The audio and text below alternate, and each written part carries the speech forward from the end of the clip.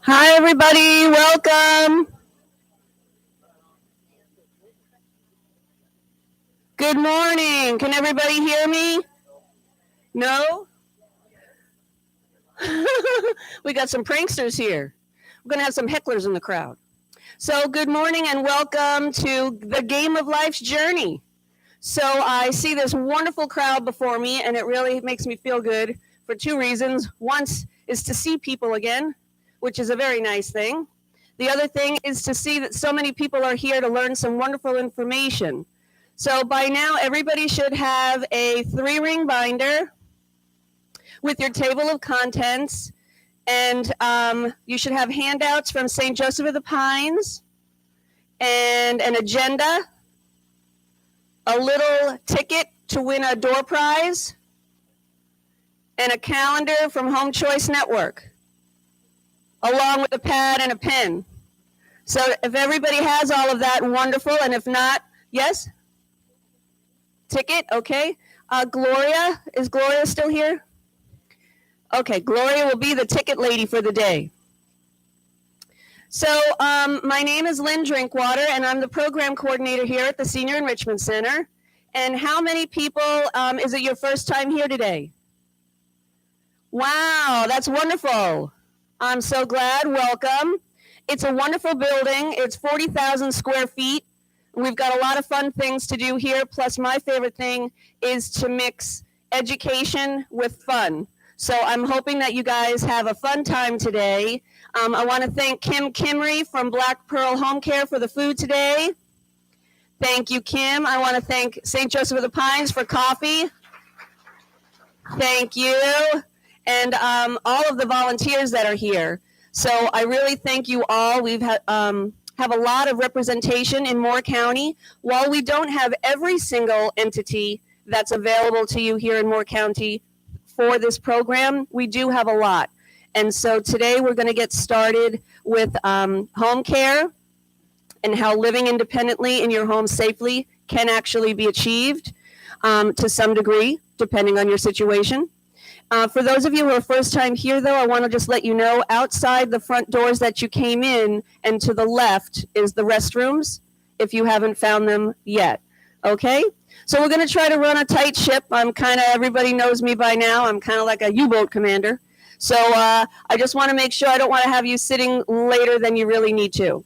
So without further ado, I'm going to introduce Mike Inaselli from Home Choice Network, and he's going to give you a talk on home care and living independently in your home. So, Mike, I've got a question for you. Do you want to hold the mic or do you want me to have it here? Right now. I can take it out later. And one more thing, I will be popping in and out of this room over here, and that's only because we're live streaming this on our YouTube channel.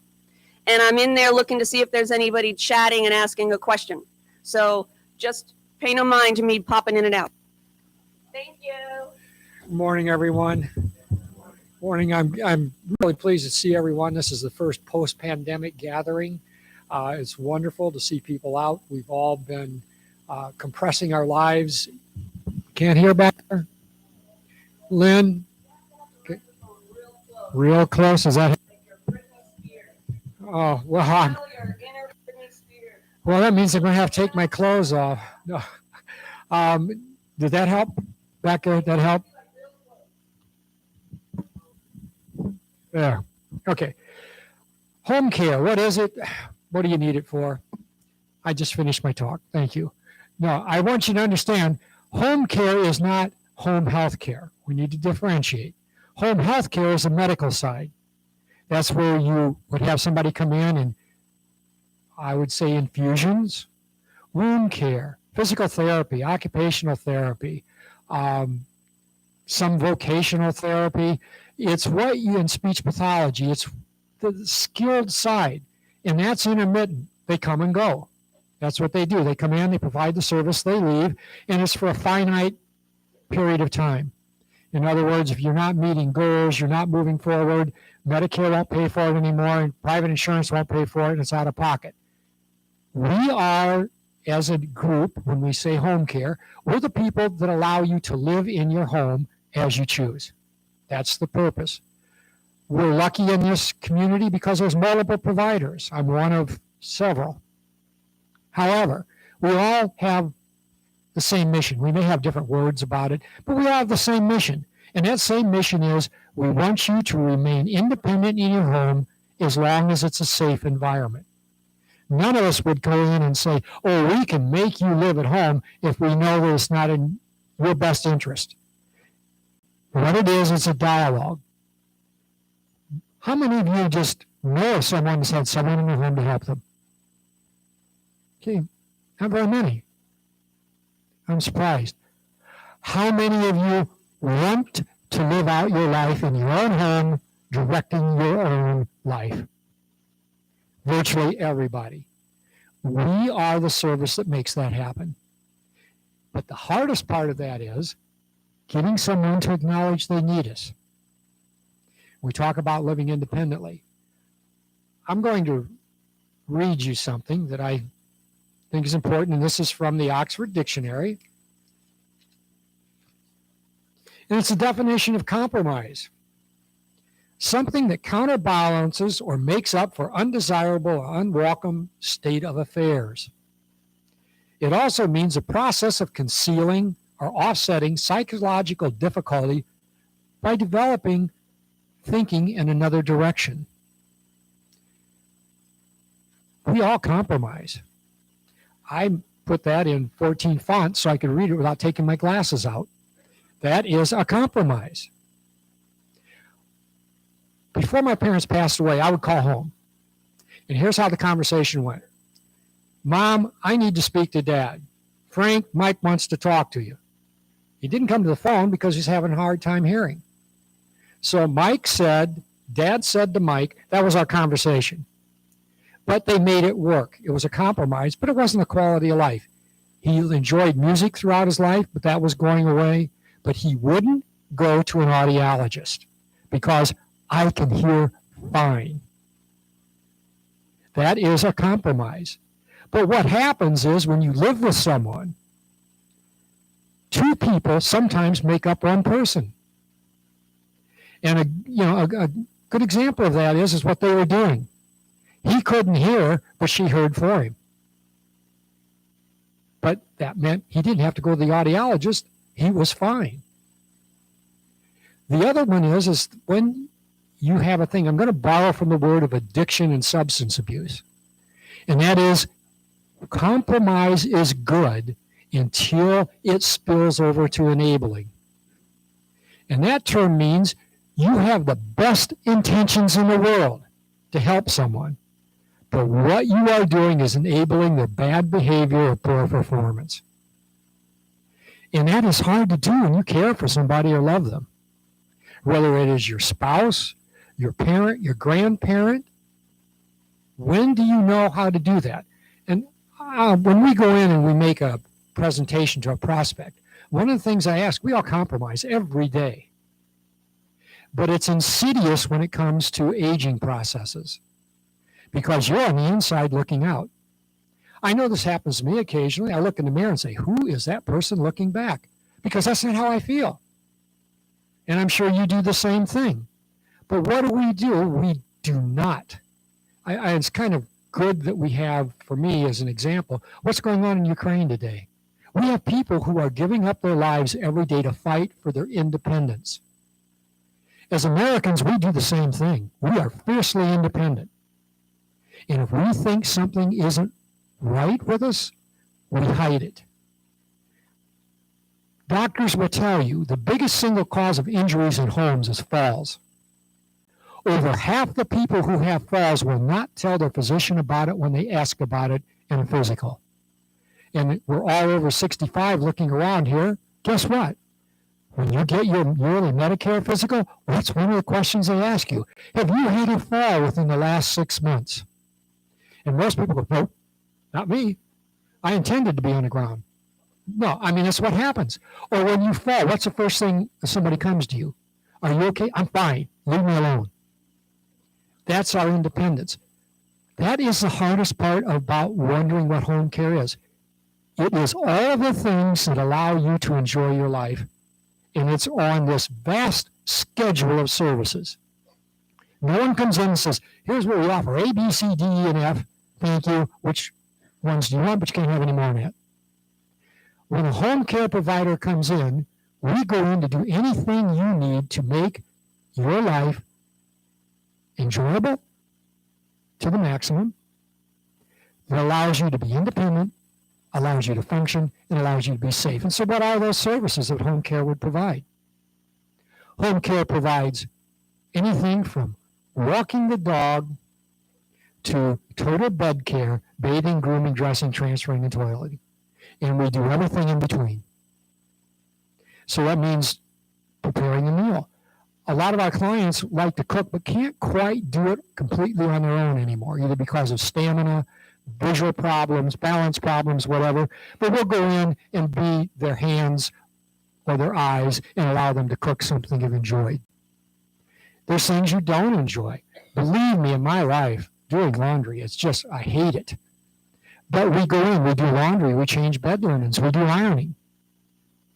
We water your plants. But you know what the most important thing we do is? What was the biggest complaint everybody had about the pandemic?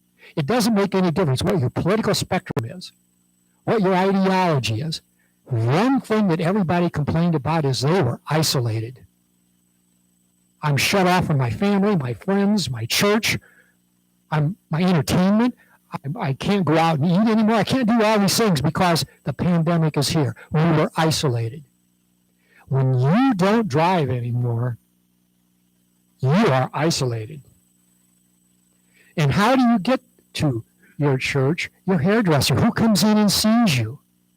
Home care provides that. And one of the nice things about home care is, and it's our strength, is most of us keep our employees for long periods of time.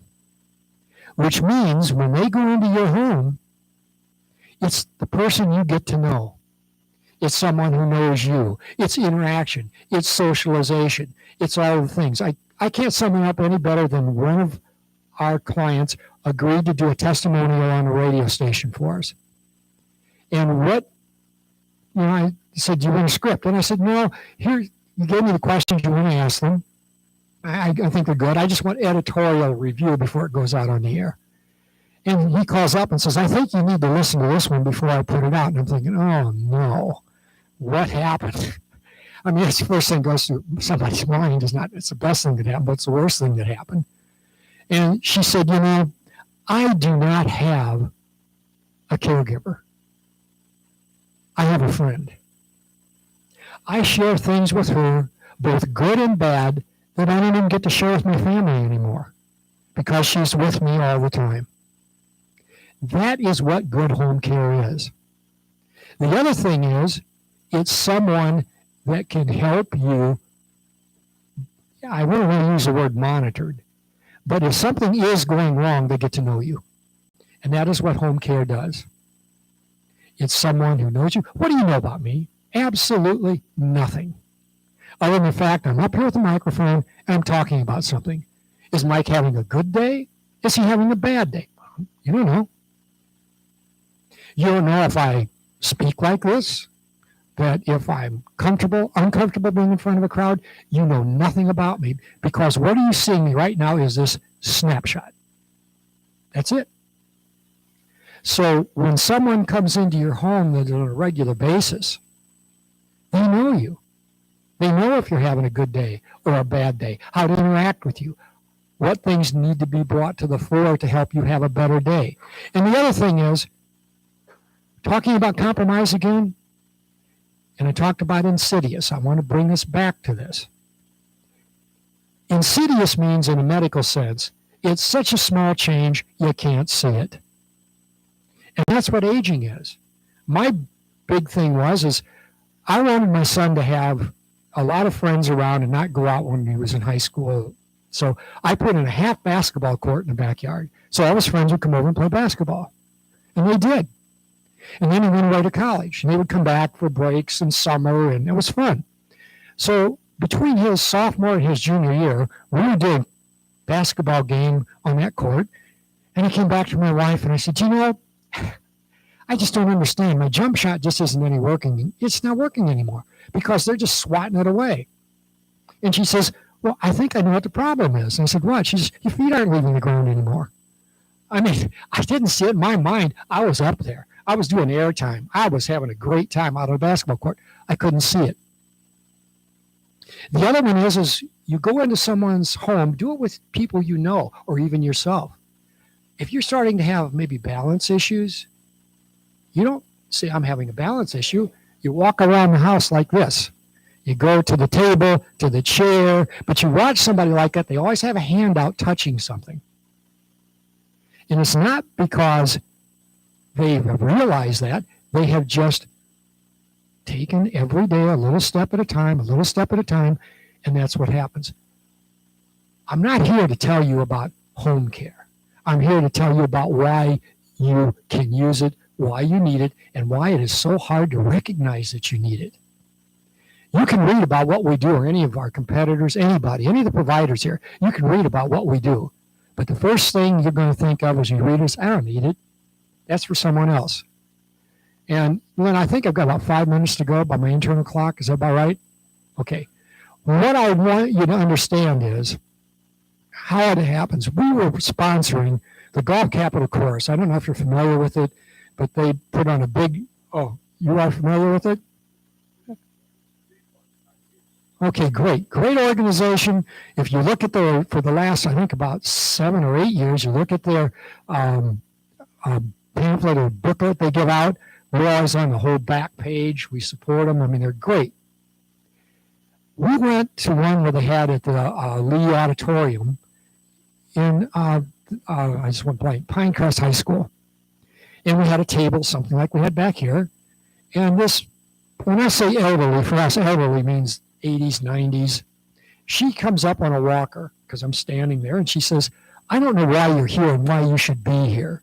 We shouldn't be reminded about things like that because we don't need it. And I'm thinking, you approached me on a walker and told me you didn't need any services we provide.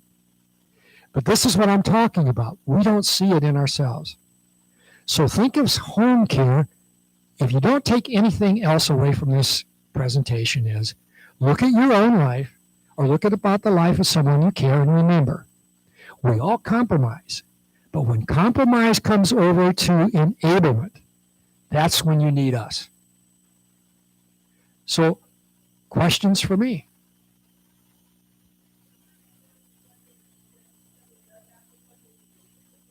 Yes, I most certainly will. None? I couldn't have done that great a job. Yes.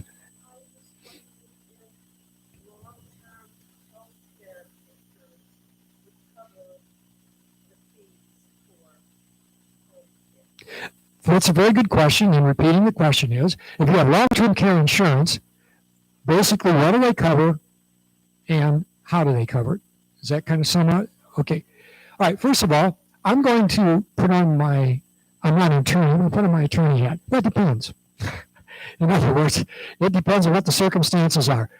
Every provider has a different coverage policy.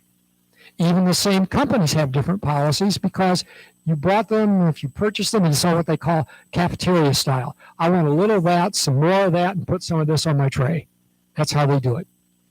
The best advice I can give you is talk to the agent or the company that issued it. Especially even if you have your policy now, if you had it for a long period of time, definitions have changed on what they cover. Home care, if it's licensed, that's the one thing we probably work with.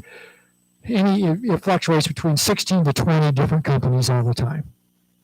The one thing that we have in common, all of them, is you have to be licensed because that sets a standard of performance for them. In other words, if you're not meeting these licensure requirements, then we don't want you providing care for our client or policyholder. The second thing is that they have a look-back period or a waiting period. And what that means is it can be anywhere from 30 days to 90 days that you have to have the service before your policy applies. It's not what you might think, though. It may be that some companies, if you have 1 hour of service in a week, that whole week counts. Others are that you have to have a minimum of, X number of days of service. Just please check with your provider and see. There are some, if you've got some of the really Cadillac policies they used to sell, that if you've ever used it for anything, then there's no waiting period no matter what you do. So you just ask your agent, the best person to answer those questions. But it's all over the board on what they do. But yes, long-term care policies do pay for home care. Any other questions? So just please remember, if anything you take away is, please look at your own life or the person you're responsible for. Yes. Oh, I know what we charge. I can't speak for our competitors. We have just two rates. One is home care and companion, what the name implies, and that is $21 an hour. And then when it becomes personal care, that's where you have to physically touch the client to provide the care. That's most of your hygiene care, your grooming, toileting, all that is, for us, is just $22 an hour. It's just $1 more. And ours is, again, it might be 1 hour of personal care and 3 hours of companion, just whatever your needs are. We break it out in hour blocks. You would have to speak to other providers to see what their rates are, but I'd say they're going to be in the ballpark. Yes, sir, back in the red. Okay, I'm sorry. Okay. The rates are, we have two rates. Home care companion, what the name implies, that's just taking care of the house and things around the house. That's $21 an hour. If we do personal care where we have to touch you, that's bathing, grooming, dressing, transferring, etc., that becomes $22 an hour.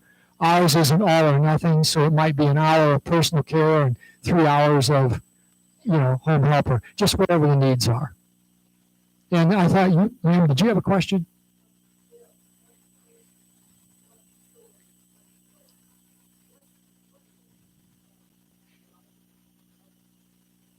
Okay, light housekeeping would mean dusting, vacuuming, mopping hard surfaces, wiping down fixtures, cleaning up the kitchen. When you get into heavy housekeeping, that would be if you have somebody to scrub floors, clean windows. If you scrub the grout in in a bath. No, we don't do that. I'm not saying for our company. That's what light housekeeping is. Okay.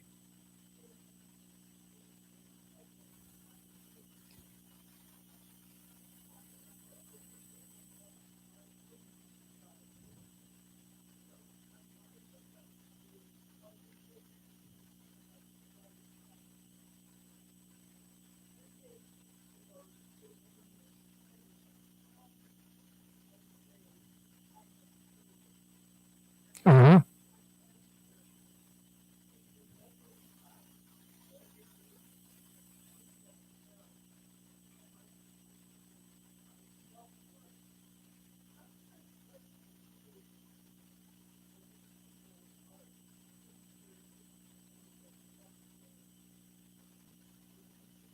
That's a very good question.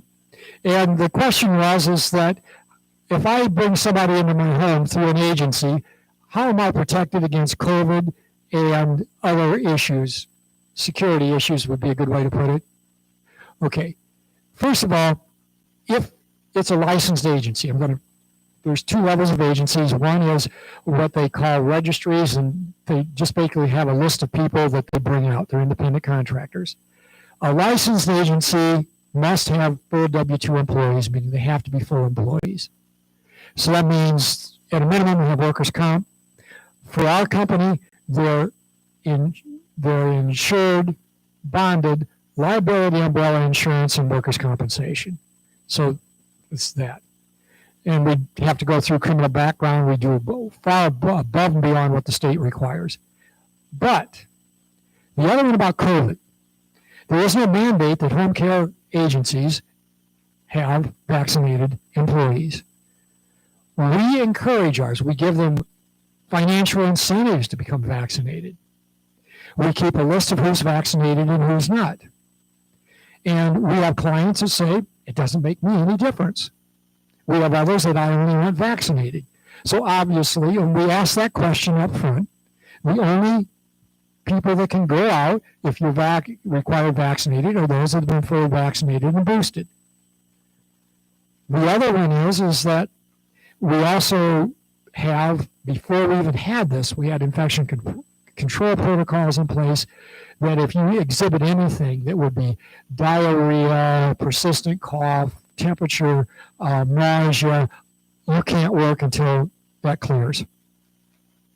So, I mean, there's no 100% guarantee. And the same thing if somebody exhibits anything with COVID, if they've had it, they have to demonstrate to us, bring in a negative test before they're assigned back out. I'm speaking for our agency. I can't speak for others, but I hope that gives you some sense of relief and security that, yes, there are things in place to see that that happens. Yes, sir. Yes, and again, that varies by agency. Ours is 4 hours. Do you know where Magnolia Square Court is in Aberdeen? Do you know where the car wash is, the new one? Tidal Wave Car Wash in Aberdeen and Highway 1? How about Sears? Okay, across the street from Sears, behind the car wash, is a business park, and that's where we're located. It's called Magnolia Square Court. Yes, sir. I know, that's been updated. Yes, yeah, it's been updated. And the reason for that is, especially during COVID, just to answer the question, first of all, okay, it says, the pamphlet says 3 hours. We're now charging a minimum of 4 hours. That started in December because, one, to say we're challenged to hire people right now would be an understatement. It's very difficult. And to get someone to commit to come out, they're not going to work. They just said, we're not going to do it for under 4 hours because where else are we going to go in the rest of the day? And most of our caregivers are part-time. And I'm running over. All right, okay. Just the last thing about the caregivers we send out. Majority of our caregivers, be politically correct, have years of life experience behind them. We have anything from retired financial planners to widows who don't want to spend time at home alone anymore, and everything in between. Retired teachers, nurses, you name it, we have them. Okay, anything else? Thank you very much. I appreciate it, and it's wonderful to see people in the flesh again. Thank you. Thank you very much. Well, I also want to thank Mike and Veronica for coming today and for always being part of our sponsors. We do a lot of programming here, and if you look in the back of the room, you'll see a myriad of people with all different kinds of businesses and backgrounds. They're all professionals in the area, and they help us out by providing us, whether it's funds to provide you the notebooks and the materials inside, whether it's door prizes, their time coming here and providing you information, the food, the drinks. So they do a wonderful job for us in this area. We have a wonderful community with a lot of choices, which is good news for everyone sitting in your chairs.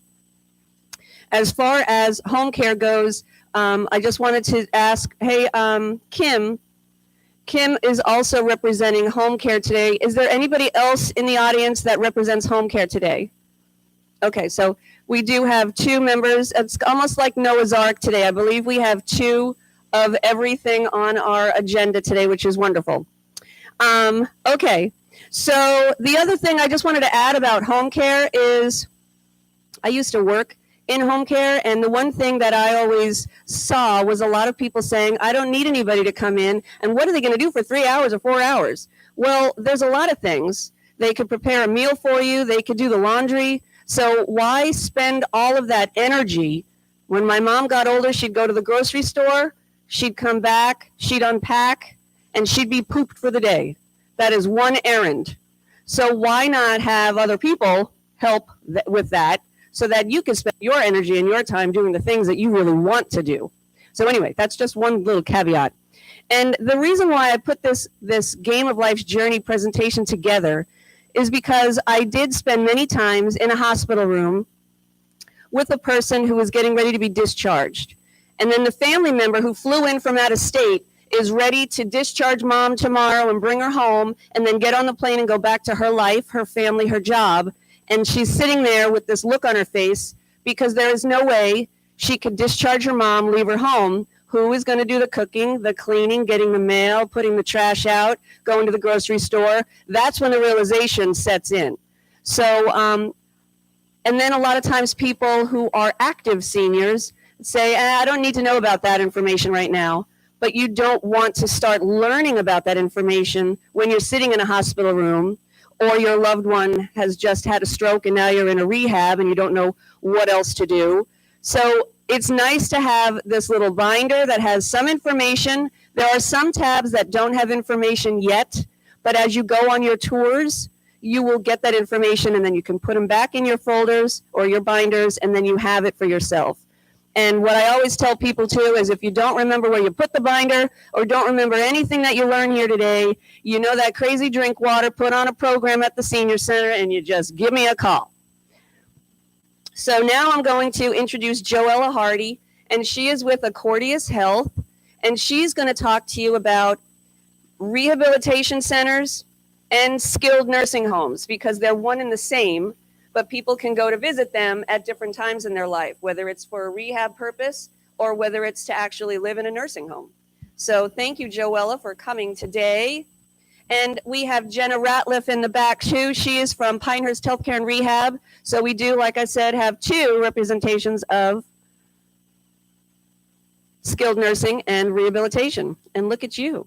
How fancy. Well, I don't wing it. So remember to keep the microphone up like you're popcorn. Yes, ma'am. Good morning. I'm Joella Hardy, the Admissions and Marketing Director at Accordius Health in Aberdeen. We're a skilled nursing facility and rehabilitation center. Is that better? So we have long-term care, short-term care, and memory care. We also do what's called respite care from time to time as well. So skilled nursing, short-term, usually means you're going to be with us from 2 to 6 weeks. It could go a little longer, but usually that's what it is. It's basically a transition from the hospital before you get home to get your strength up, to get some speech therapy, physical therapy, or occupational therapy. Medicare and managed Medicare covers those. The biggest thing to know if you're going to be short-term is know what insurance you have. Everyone thinks, oh, I've got Medicare, but a lot of times nowadays it's managed Medicare, which you might want to check your insurance cards because a managed Medicare is usually Humana, United Healthcare, Blue Cross Blue Shield, and that goes a little different. So a Medicare, if you have a qualifying 3 midnight hospital stay as an inpatient, Medicare will cover your stay. You don't have to particularly have that for a managed Medicare, but what happens is they get to say where you can go. Right now I have a managed Medicare. She needs a skilled nursing facility, and they're saying no. They want to do a peer-to-peer review, which means their doctor here has to talk to the medical doctor with the insurance company. I just had one say no last week. So just know if you have traditional Medicare or managed Medicare.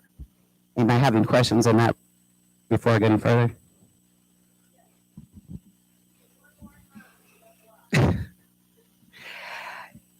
Know if you have traditional Medicare, which you have to have a 3 midnight hospital stay, but managed Medicare gets to say where you go. If you can go home, skilled nursing, and most people do, are not going to send you to a skilled nursing. They're going to send you home or with home health, and that's their decision. So educate yourself what you have on that part. Long term is basically you need help more than your loved ones can give you at home. You need help with your activities of daily living, bathing, transferring, bathing, dressing, eating, medications, managed medications. So, and then there's memory care. That's more, it's a lot unit because most people in a memory care have Alzheimer's or dementia. And exit seek. So that means basically if you walked out of your house or your loved one with Alzheimer's or dementia, if they walked out of their house, they wouldn't know how to get back. So that's why it's a lot, because we don't want them to go anywhere and not be able to be taken care of. Pre-COVID, things were a lot easier, but now there's all different rules and regulations. If you have been vaccinated and you come into a facility, you don't have to quarantine. But if you haven't been vaccinated or fully vaccinated, then you have to quarantine for 10 days, which means you have to stay in your room. We are allowing visitors one at a time, but you have to gown and glove, and we ask you to stay because we don't have a lot of PPE equipment now, or it runs out quickly. So I'm sorry, I lost my place. Does anyone have any questions yet? Sorry.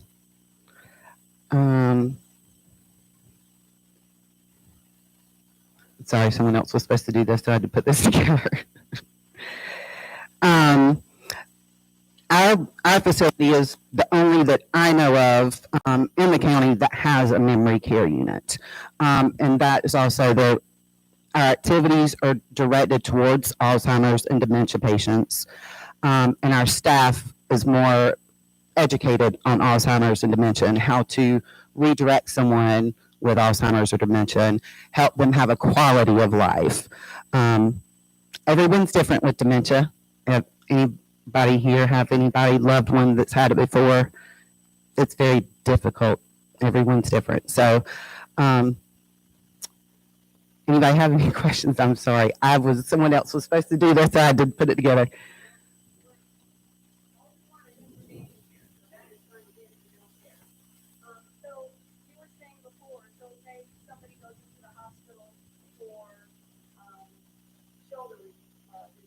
Mm-hmm.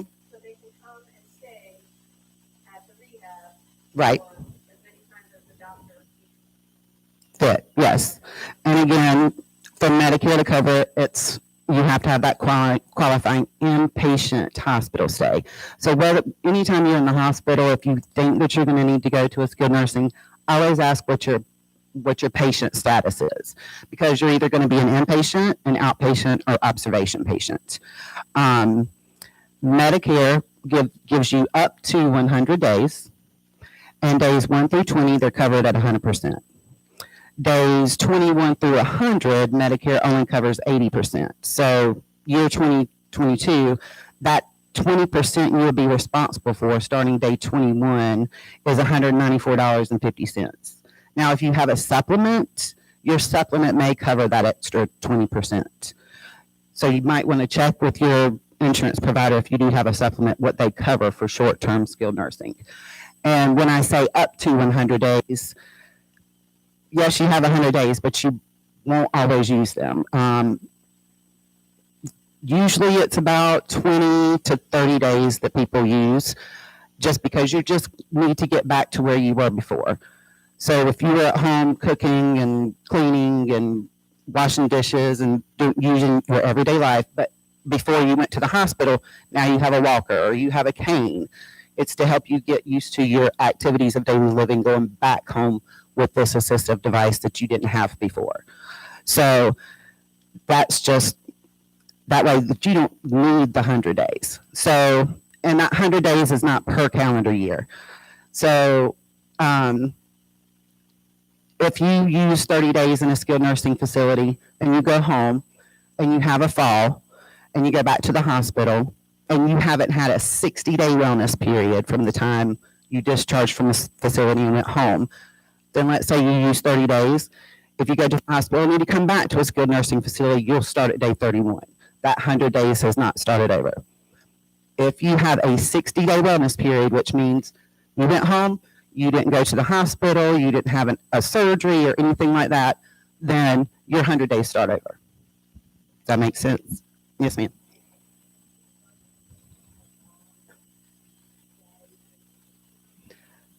Usually it's a collaboration of nursing, physical therapy. and dietary, because if you need speech therapy and you still need more swallowing, still have swallowing issues. So it's just a collaboration of them. But again, they look at how your baseline was before, and then they see where you are now, and they want to get you back to doing that. So it's a combination of different people. And again, when we do discharge you home, we have to make sure it's a safe discharge home, that you can go home and be successful. And Medicare looks at that too and make sure everything that we do is hooked to the Medicare system. So they can see, so we're not doing Medicare fraud. We're not keeping you here and you're cha-chaing down the hallway, but we're still saying you need physical therapy. So, but yeah, it's just a collaboration of that. And of course, with you or your loved ones as well.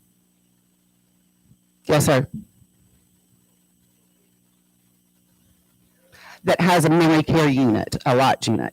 There are other centers here that have skilled nursing, short-term, long-term, but we're the only one with a memory care unit in skilled nursing. There are memory cares and assisted living available, but for skilled nursing, yes. Yes, sir.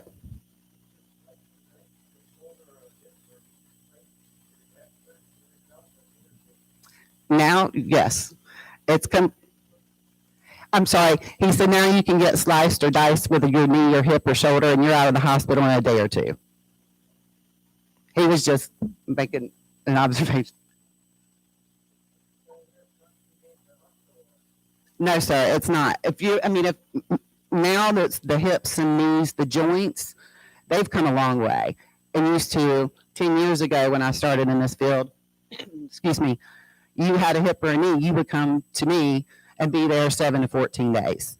Now it's completely different. Now they send you home with what's called outpatient, inpatient home health. It's the way they get around with it, with the therapy coming if you need it. Yes, ma'am.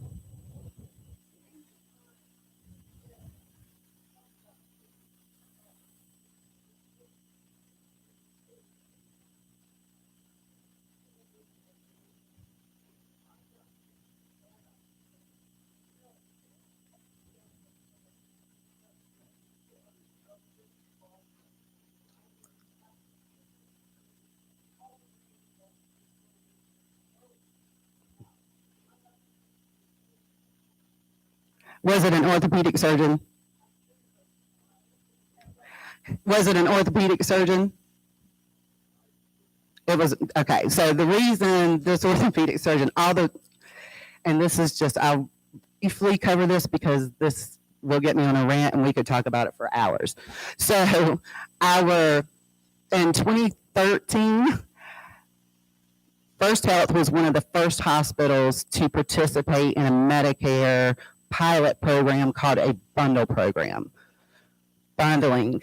So now it's all over North Carolina pretty much. However, one particular orthopedic clinic is not under the hospital bundling. They're now under their bundling. So basically that's what it is. It's a bundle. They get a certain amount from Medicare and that says, all right, I don't know that this is it. Here's $25,000. This is going to pay for their anesthesiologist. This is going to pay for the surgery center. This is going to pay for their aftercare. So if you have to go to a skilled nursing facility, they have to pay that out of their bundle payment.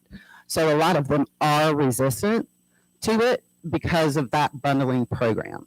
You'll find a lot of them, but there are cases that we still get them. But it's usually a hip fracture, someone that's 98 years old, and they're going to be there for a while to get back to where they were. But most orthopedics are not going to send you to a skilled nursing. Yes.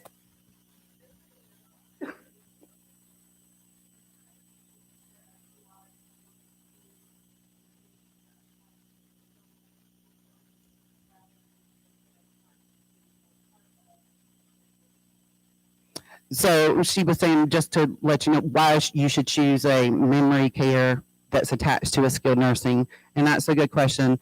But because if you have a loved one and they do have slight dementia and they just need long-term care, it's easier to transfer within a facility, and it's an environment that they're already used to, and it's staff they're already used to. So it's easier for me to go to from a regular bed that's part of my long-term care community into behind a different door. But the environment's still the same, the staff is still the same, and it's easier on your loved one because it's hard for someone with dementia to, one, be at home with dementia, have a fall, go to the hospital. They have to regroup to that where they are, and then they're going to a skilled nursing facility. And usually, a lot of times, if you have dementia and you had a fall, you've had a hip fracture, a lot of times you will need long-term care, but it's much better transition for you, but also for them, because, again, it's the same environment. Yes, ma'am.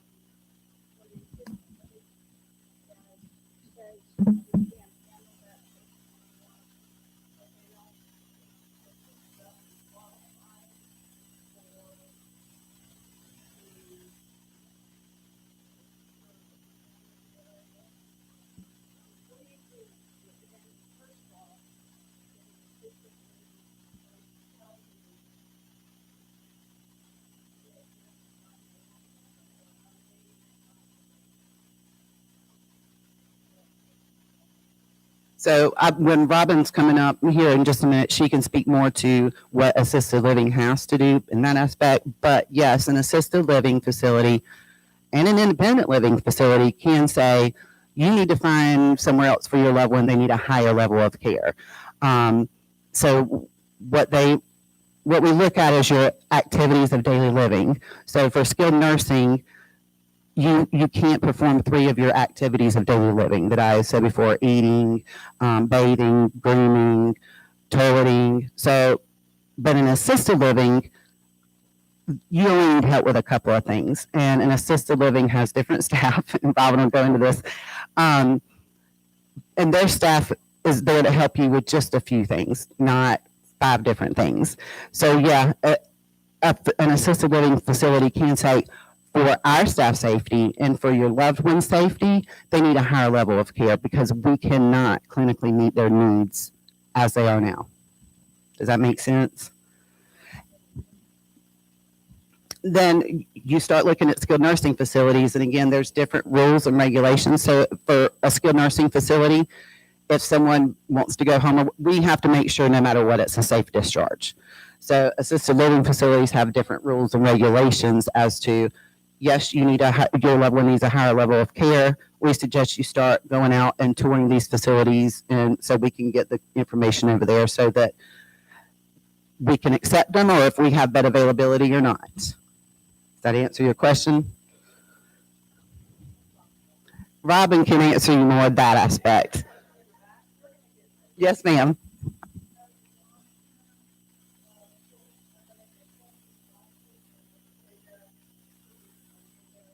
Oh, most definitely. Yes. That's what she was asking, if they could stay there for the rest of their lives. So skilled nursing is just one entrance. I do have people that come from home. Their loved one can no longer take care of them because they're either still at a working age and they're afraid to leave mom home alone, or mom fell. She refuses to not live independently, but I went and found her and she's been on the floor for God knows how long, and we just can't do it anymore. And it's good to recognize that because you don't want to burn yourself out caring for your loved one and then turn around and you're going to need placement somewhere before too long. But yes, they can come in short term and transition long term, or come in straight long term for memory care. Any other questions? All right. Well, Robin's going to go more into your question because she can answer that a little differently than I can. I usually just receive them from the assisted living. So like I said, there's different rules and regulations. Okay. Thank you, guys. All right. Well, and I just want to add one caveat to that. So while Joella was speaking about going into the hospital, either pre-surgery or say you had a heart attack or a stroke, and that there's different levels of being, back in the olden days, I remember when someone would go to the hospital, the ER, even if they pumped you full of some medicine and they said everything is okay, they wouldn't discharge you. They would keep you overnight just in case. Well, now things have changed and they do slice and dice and pop you out. And I understand that, but you can be your own advocate. So you have to ask questions. So when your doctor says, this is what we're going to do, then just say, well, why? I learned that if I stay in the hospital a certain amount of nights, I might be able to go to a rehab, and I live alone. I won't be able to take care of myself. Just talk. It's okay to ask questions. Doctors love that because then you're actually having a two-way conversation. So just don't take everything that someone tells you right off the bat. Be your own advocate. When you're in the ER and they say, well, we're just going to keep him here or whatever, say, okay, does this mean that he's actually going to be admitted because then Medicare will pay for it? Because think about it. It's coming out of your wallet one way or another, and you want to make sure what it is that's going to happen. So ask questions. We have a representation of SHIP. SHIP, the Seniors Health Insurance Information Program that we serve here at the Senior Center. And Dan Woodall is one of the best counselors we have. He has such a nice, easy way of talking to people. It's amazing. He puts your mind at ease and he answers your questions. So if you're going in pre-surgery or something and you have a couple of questions, well, this is the kind of insurance I have. Will Medicare pay for this? Will these nursing homes pay for this? Dan can help answer those questions for you. So, okay, without further ado, I am going to have Robin Hutchings come in and speak about assisted living and secured memory care. And we do have, I think, 3 representations in our binder today. We have Fox Hollow Senior Living, we have Magnolia Gardens in Southern Pines, and we have Terra Bella, which used to be Elmcroft. So those are the ones that have participated in here. And so I'm going to turn it over to Robin, and I'm sure she can either answer your questions, or if not, maybe during a break, you guys can continue on. Thank you. Good morning. Good morning. Can you hear me now? I'm pretty loud. I could probably put this down and you could hear me better, but that's okay. So I had the 3 pages of a beautiful little chat today to talk to y'all about, but I think I'm going to wing it because I think I can answer questions and help you a little more. My job today is to tell you about assisted living and memory care. Assisted living in our community is vast and different. There are several different communities, but we all do the same thing. So you hear acronyms. How frustrating is it when your doctor says, can you do your ADLs? Maybe you need to go to a SNF. I don't know, maybe an AL, or you're talking to a friend and they say, I don't know, maybe you need memory care. Well, what is memory care, really? So today I want to talk about some myths. I want to talk about what we actually do. My background, I started out in healthcare about 10 years ago. I worked for a skilled nursing community and was their HR director. So that's how I kind of got my feet wet in medical stuff, right? And I decided I am tired of hearing why this aide doesn't want to take care of that patient and why this nurse says, well, I don't make enough money. So I decided I wanted to do something different but stay in healthcare. So I went to work as a sales and marketing director. Never sold anything in my life, but I thought, well, I'll try it. And that's how I started. Really didn't even understand what assisted living was. So I want you to come up the way I came up. I moved to this community, and we like to use softer words. We're not a facility. Skilled nursing is a facility. A hospital is a facility. That's where you go to stay short term, to get better enough to go back to live independently, where you can have Veronica and Mike come in and help you at home and that sort of thing. There might come a time when you need more care than that, when you can't afford 24 hours a day for somebody to come into your home. That's when you might start considering assisted living. I sit across the table a lot from family members that come in and say, you know, we've been doing mama for a long time and you know, we're just tired. Mama doesn't want to come here. Mama thinks this is going to be prison. And that's a general idea. I look forward to you all coming by and visiting because we are far from a prison. Most assisted livings are not like that anymore. Most people have a vision in their mind of when grandma was in a nursing home and everybody sat around on Sunday afternoons in a wheelchair and some churches came in and sang to them. Isn't that pretty much what you think? That's not who we are. You can be as independent as you want to be in assisted living.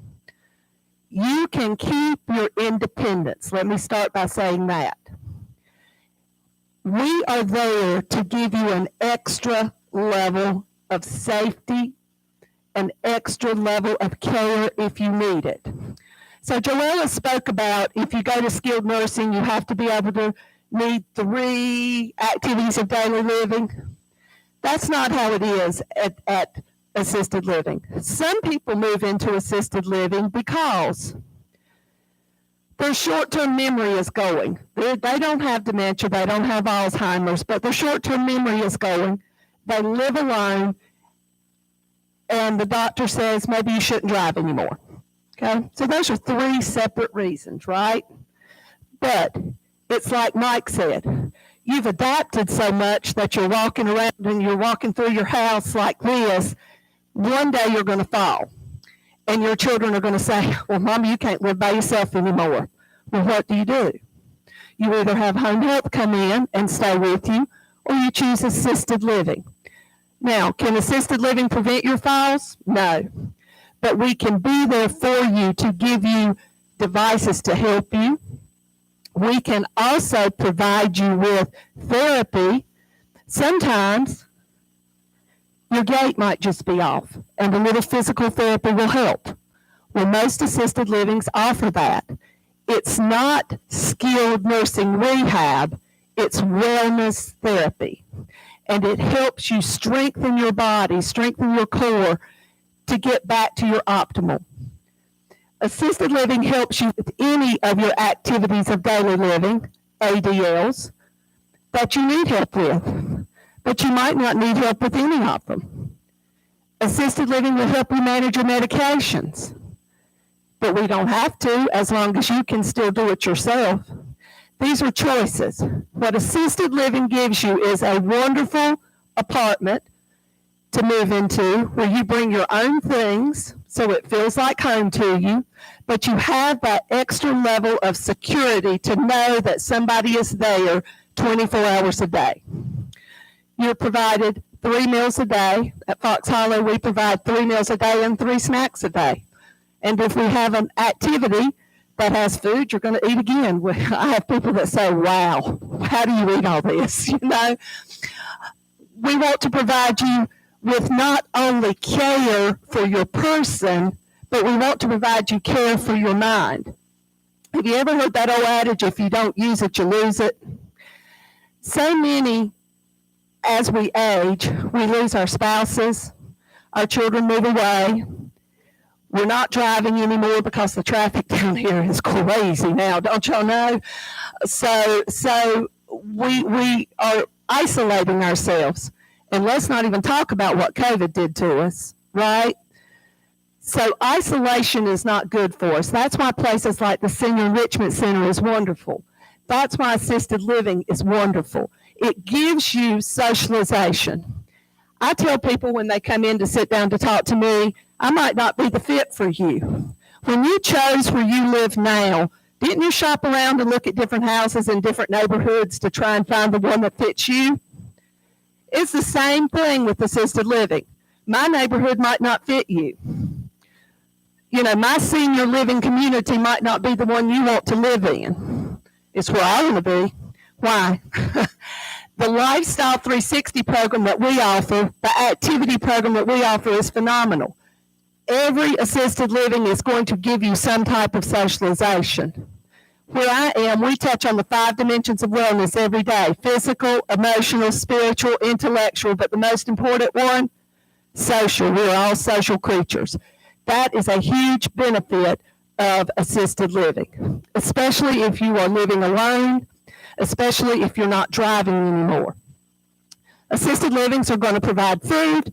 They're going to provide you some form of life enrichment opportunities.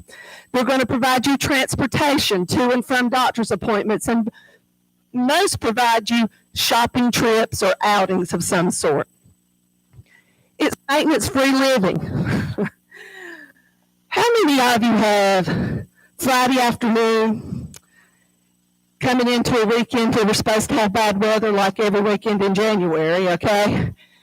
And your heater goes boop bop and it's out. Isn't that aggravating? If you move into assisted living, all those worries go away. We have a full maintenance department that's going to take care of that clogged toilet. You don't ever have to worry about it again. We're going to have a generator where we can have that heat whenever the power does go off. And we did lose power this year. We have food. We have to keep a 10-day supply of food. So if my truck can't get there, I can feed you for 10 days. That's 3 meals a day and 3 snacks a day. That's a lot of food, people. So assisted living gives you that security of not having to mow your yard anymore. Not having to worry about when the appliance goes out. We're going to take care of that for you. Most communities are designed with safety in mind. So there are handrails down the hall. There are grab bars in the bathroom. There are buttons for you to press if you need assistance, call bells, if you will. There are pendants that you can wear, just like a life alert pendant, but usually they ring into the call bell system at the assisted living. So you want to make sure that you have one of those if you are a fall risk. And peace of mind. So we talked about, there was someone that spoke about she had to get her daughter here from Boston to take care of her whenever the doctor sent her home. We're that peace of mind for you. We have someone there 24 hours a day, 7 days a week. Now I want to speak to what she said, and I want to speak to what Joella said about managed care bundling, all of those things, when the doctor's not going to send you to skilled nursing, but you're not comfortable going home because I can't go home because nobody's there to take care of me and I can't get up and down on this hip. Well, yes, I can have home care come in, but another option is a respite stay. Respite stays are 14 to 30 days, up to 30 days stays in assisted living. Yes, you are going to pay for that out of pocket, and we're going to talk about cost in just a minute. Yes, you're going to pay for that, but that gives you peace of mind. And for people that don't have children that live locally, or folks that can come in and help them locally, this is another option. This is 24-hour-a-day care, where you come in and you stay in one of our furnished rooms. We're going to provide your food. We're going to help you with all of your activities of daily living, bathing, dressing, grooming, any of those things, transferring, toileting, all of those things you're going to get assistance with, and it's usually a flat rate. We're going to even help you with your medication management, which to someone that is taking pain medication, and it is every 4 hours or every 6 hours, and at 2 hours and 20 minutes, it's like, oh yeah, I'm going to get me one in just a minute. I'm going to feel better, right? Which you can't do that. So having somebody that is watching you that says, you can't have that opioid right now, but you can have a Tylenol in between, we can help with all of that. So understand respite stays are short-term stays where you can come in. And that gives your families peace of mind. So I want to talk about secure memory care neighborhoods versus assisted living. We're all living older. How many of you are participating in the brain event that Lynn's having here? So you're all learning about the different forms of dementia. And last week, whenever Karen was talking, she talked about the umbrella and all the different forms of dementia you can have under it, right? Well, every dementia presents differently in different people. So you might have a diagnosis of Alzheimer's, and it's early onset. You're 60 years old, and you've got this diagnosis. Right now, it's not you're able to function, you're able to do things. But as your disease progresses, you're going to have to make decisions about where you're going to go and what you're going to do, because you're going to start wandering. You don't realize you're doing that, but your loved one does. And sometimes you're not in a safe environment. So secure memory care neighborhoods are meant to keep people with dementia safe. I can only speak to ours. Ours is a Montessori-based program where we do lots of one-on-ones. Our program is very small. We only have 17 possible apartments for you to rent. We do a program where we try to meet those residents where they are and give them a purpose for life. Give them a purpose to get up every day. So when you're choosing your memory care neighborhood, and hopefully none of you will ever have to deal with that, but when you are, look at the types of care they give. Do they medicate them? Do they over-medicate them? Do they enrich their lives? What kind of programs do they have to get them involved so that they have something to do during the day? But a memory care neighborhood, number one, first and foremost, is to keep them safe. So if you have someone with Lewy body, has anybody ever experienced that? Lewy body, you lose control of your body, and they usually walk a lot and they fall a lot. So you have to have people watching for that and knowing, what are the symptoms of this particular disease. That's what memory care folks do. They're trained especially to take care of that. How you approach someone with memory loss is very important as well. So knowing techniques help. Special memory care looks for the things that they can do to help that person have a quality of life. Now, here's the big question that everybody's asking: how do you pay for it? Unfortunately, Medicare or your supplement does not pay for assisted living or even memory care. You can, based on your level of income, file for Medicaid. I see too many people that fall in that donut hole that earn too much money. Even if they spent down what they had, they still earn too much money every month to ever qualify for that. So how do you pay for this? There are things called long-term care policies. There are life insurance policies that have riders for long-term care. There are also life insurance policies that will reverse to pay for long-term care. But one of the biggest helps for this age demographic that I'm dealing with now is the aid and attendance benefit through the Veterans Association. The aid and attendance benefit through the Veterans Association. So in part 2 of the Game of Life journey on March 29th, we will have representation from our Veteran Services to talk about that. Just to let you know. So that is a way. I can't remember exact numbers, don't quote me on these numbers, but a couple, a spouse and his wife, or a spouse and her husband that was military, could earn close to $2,900 a month to help with their costs in assisted living or memory care. And then there's one just for the veteran himself, then there's one for the spouse of the veteran. So there are different amounts that you can earn based on your income, based on your status, how much liquid cash that you can have. So someone that's much more knowledgeable about that will talk to you about that the next time we meet together. But that is a way to pay for assisted living and to pay for memory care. So does anyone have any questions? Yes, ma'am.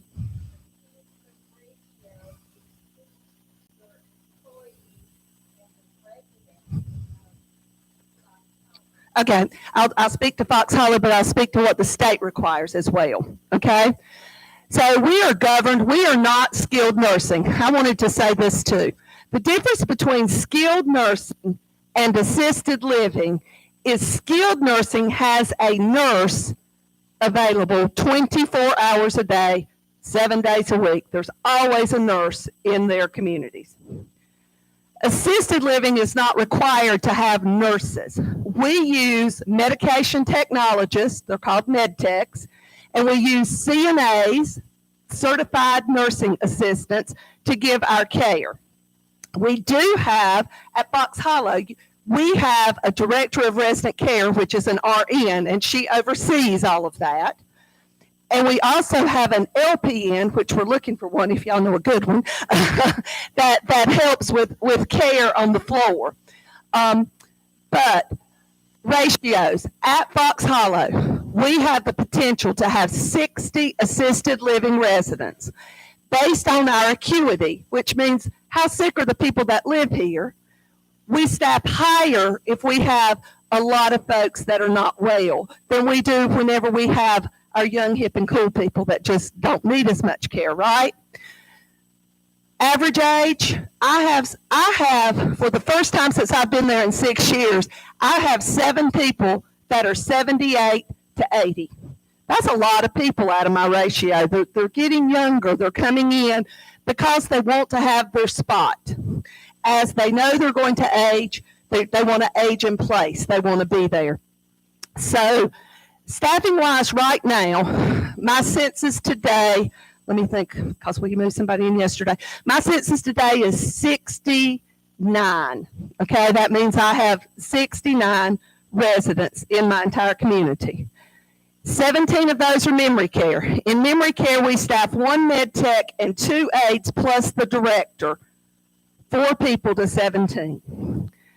In assisted living, our building splits at the elevator.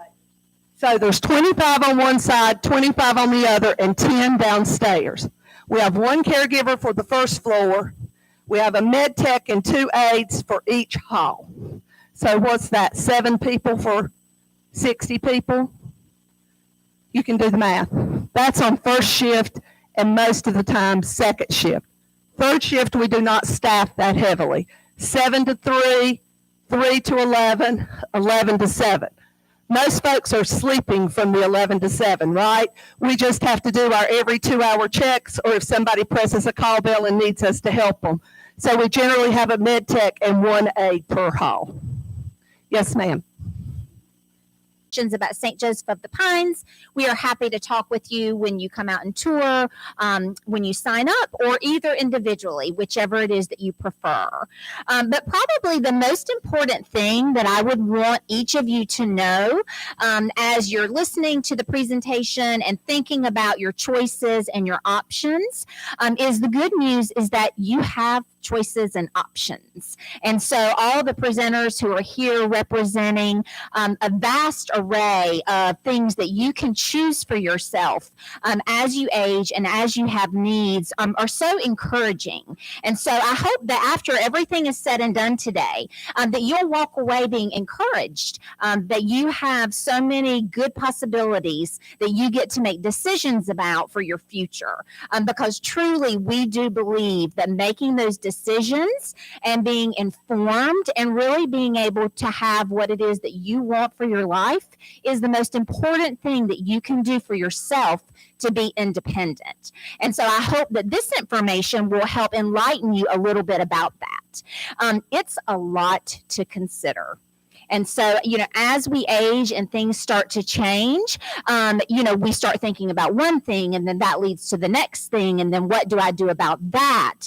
And then what happens when I do that? And so it's always good to do your homework. One of the biggest things about planning for your aging and planning for your retirement and your care is making a move. So how many of you think it sounds like fun to pack up and move? right? We're all just excited about that, aren't we? So it is a big decision, and there are lots of moving parts to that. But what we have to remember is that we can't let the obstacles of thinking about the difficulties that we might incur keep us from doing something that's going to be really good for us. Because the partners that you choose for your care and for your communities should be there to act with you and act as an extension of your family and be a really, really good resource for you. And so we did provide you this presentation. I'm going to stay on track a little bit, and then I'll probably will get off of track a little bit too. But we really have to start thinking about what is the best home for each of us for the next stage of our lives. And there's no right or wrong answer for each of you. For as many different people that are in this room, there are that many wants and desires and needs. And so there's no cookie cutter answer. So it's really up to you and what is important to you. And some of the things that you should think about when you think about moving potentially to a continuing care retirement community, you'll also hear that called a life plan community, is what is it that you want it to do for you? Some of the most important things that continuing care retirement or life plan communities can do is that it gives you freedom to do more of the things that you want to be doing. It gives you convenience to food and meals and activities, to friendships, to socialization, to activities. And it gives you an assurance of knowing that if you need care, that it's going to be there for you. So remaining at home is an option. And for many people, it's a very good option. So when you're thinking about it, you really need to weigh the pros and cons of staying in your own home.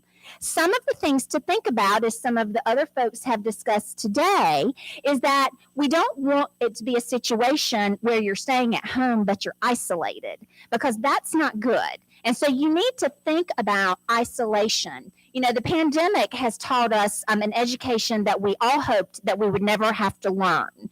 But hopefully we've come out of that with some really good understandings of what we don't want our life to be like again. And being isolated from people that we love and that we enjoy being around is one of the primary things that we've heard from our residents. And so being in a community gives you the opportunity to build new relationships, to have a built-in network of family, extensions, and friends. Another thing to think about is finances. You know, it's kind of the hard part of talking about what is my life going to look like as I need care and age, because unfortunately money does play a role in what we can and can't do. And so there's a very delicate balance of you all evaluating, is it more financially economical for you to stay home with services or to be into a community that provides for those services and that care as you need it? Each community is different, and so I encourage you to talk with each one individually so that you can really get a good understanding of what those communities offer and how your finances can help you take care of the costs that you may incur down the road. And again, as I said earlier, making a decision for yourself when you have the ability to do it is one of the most independent things that you can do. Being proactive always helps make better decisions. You know, we have folks come to us at all stages for a million different reasons, because they want to come, because they need to come, because they think they have to come. And so every situation and every family, again, has their own set of unique circumstances. But we find that a lot of the times, folks that are coming to us because they're making a proactive decision to do it, they tend to get more benefit out of our communities, because when they come in, they can fully enjoy all that there is to offer.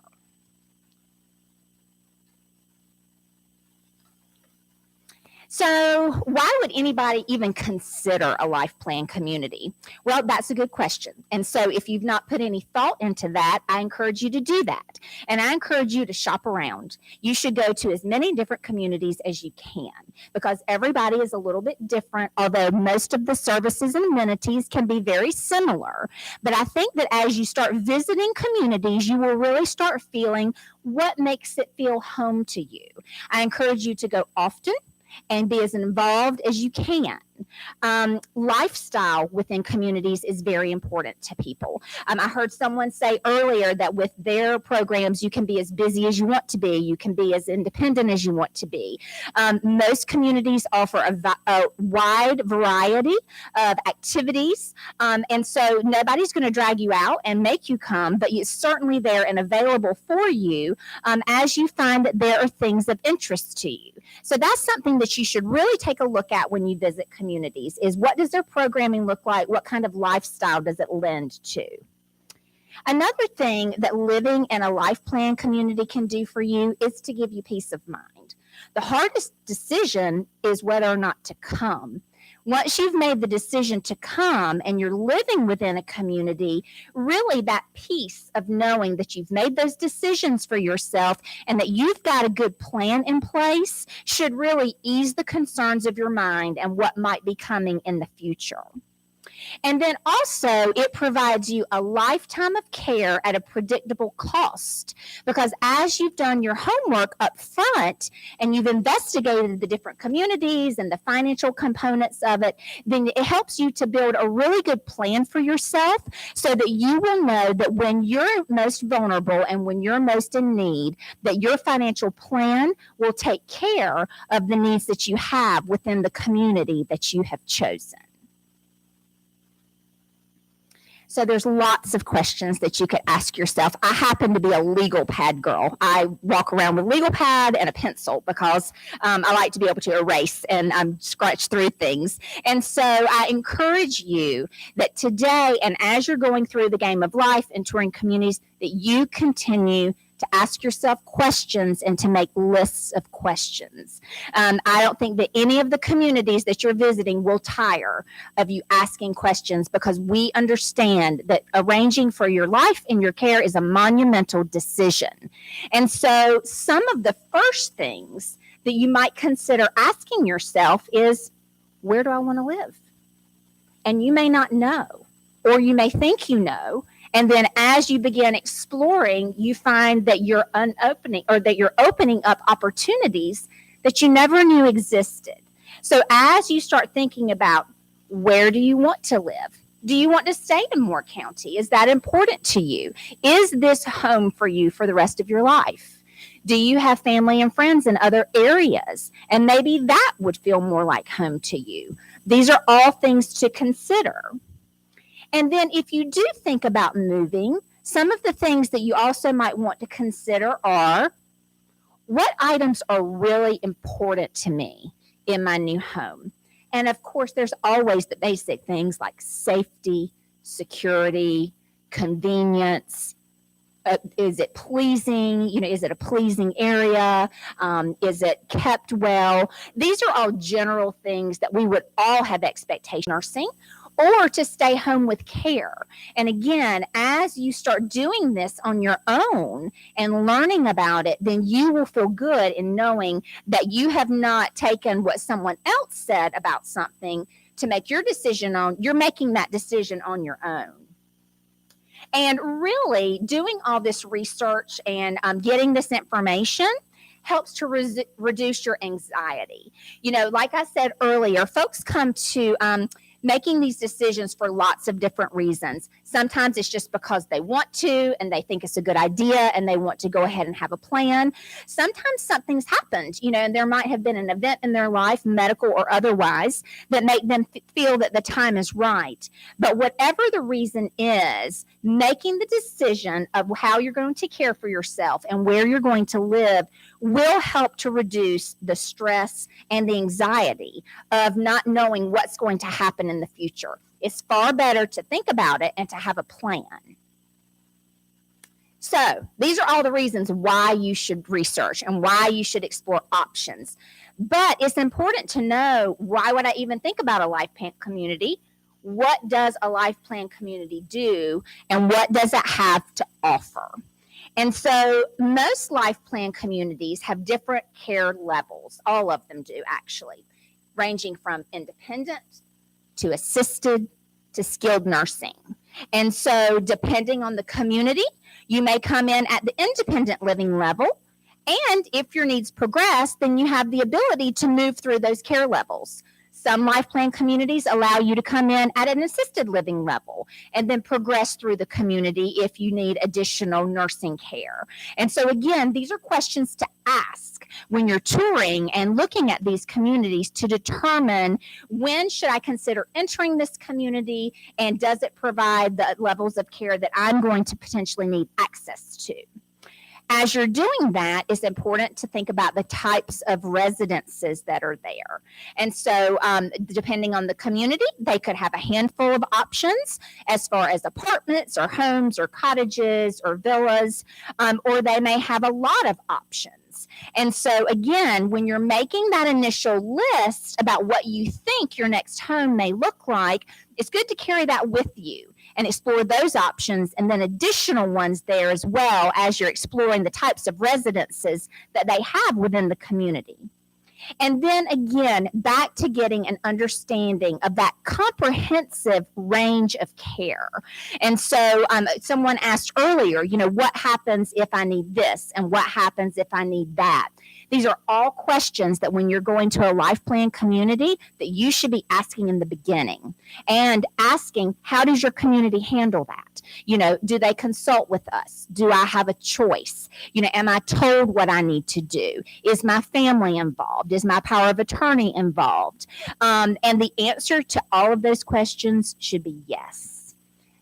You should definitely pursue communities that have the care and the choices of their residents as first and foremost, because truly a life plan community should be acting as an extension of your family and your friends to help you when things progress and times begin to get a little tougher.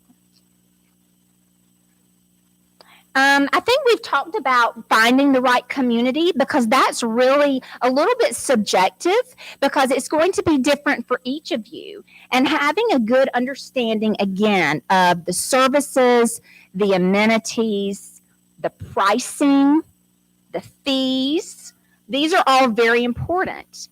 There is generally a resident handbook for your community that talks about policies and procedures within the community. And that's just like any organization that you would be a part of. It keeps the community flowing and working smoothly. And it's nice to be able to have a handbook as a reference point, in addition to the colleagues and the staff that work within those communities that can help bring you up to speed on those things. One good thing to know is the community accredited? Robin had mentioned earlier the Department of North Carolina and some of the rules and regulations that govern assisted livings and even skilled nursings. Life plan communities fall under a certain set of rules and regulations as well with the Department of North Carolina. And so they can give you information on accredited communities through the website, and they can also give you a reference guide. And another thing to think about as well when you're visiting is, would you be able to actually see the higher levels of care within a life plan or continuing care retirement community? Oftentimes people will come in, and if they're looking at independent living, that's the primary focus. They're thinking about, where am I going to live the next place? And so keep in mind that the whole premise of a life plan and continuing care retirement community is that you have the opportunity to move through those levels of care if you need them. So it's important to see that. You wouldn't go and buy a house and only go in the front 2 rooms of the house. You would want to see every room in the house. And so it's important that you consider the same thing when you're looking at life plan communities, is really looking at the options of all the places that you might live once you move into that community. And I'm not just talking to you about Life Plan Communities because I think it's a great choice, because obviously I work at St. Joseph of the Pines. So I do think Life Plan Communities are a great choice. But there's a lot of evidence, based evidence, science-based evidence, and social-based evidence of the benefits to seniors that live in a Life Plan community. And just to name a couple is that they tend to have a longer lifespan. They have healthier lives because good nutrition is provided for them. And so there is no responsibility on their part for meals and meal preparation. There's easy access to balanced meals.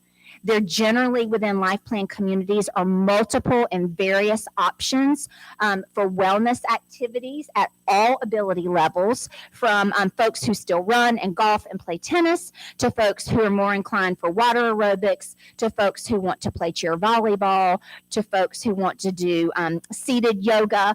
And so all of these activities that can be provided at different ability levels, again, helps lend to a very healthy and long lifestyle. And then deciding where to start. So there's representatives here from lots of communities that I know that you'll have the opportunity to sign up with and come and tour and visit. St. Joseph of the Pines just is one of them. There's also Penick and Quail Haven. And again, we can only say good things about all the communities in Moore County. I think that the options that you have before you are super encouraging and something that you could be really excited about. And again, the more that you visit them and explore those options, I think that you'll easily start narrowing down these choices and determining what feels right for you. And if North Carolina or Moore County, again, is not necessarily going to be your home base, most states have a portion of their website that can give you reference guides on communities in those areas. And so a lot of you will probably decide that a Life Plan community is not the right fit for you, and that's okay. But the most important thing that you need to think about if you choose to not move into a community that has the care that you can progress through is, what will happen if you get sick? Who will care for you? Do you have long-term care insurance or resources, and is it enough?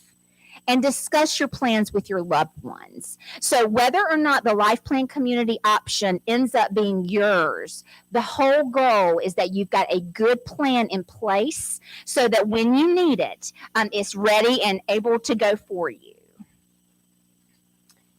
So the next steps is to investigate Life Plan communities that would put your needs and your health care plans first.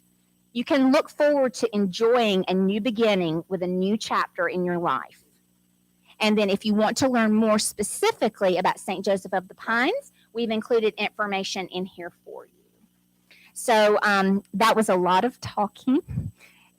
So is there anyone who has any questions right off the bat? Yes, ma'am. We will have brochures on tour day, but we have sign-up sheets, and we can certainly email one to you today or tomorrow. Yes, ma'am. Thank you. Yes, sir.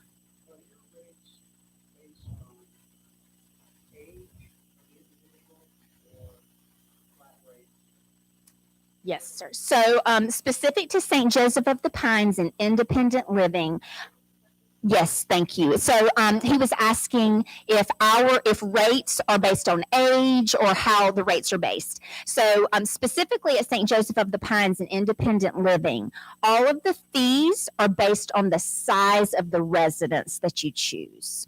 And so the larger the residence, the larger the fees are going to be. And that's all outlined in the brochure. Yes, ma'am.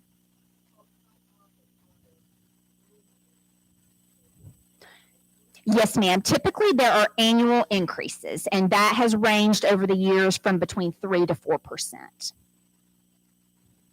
Yes, ma'am. Yes, ma'am.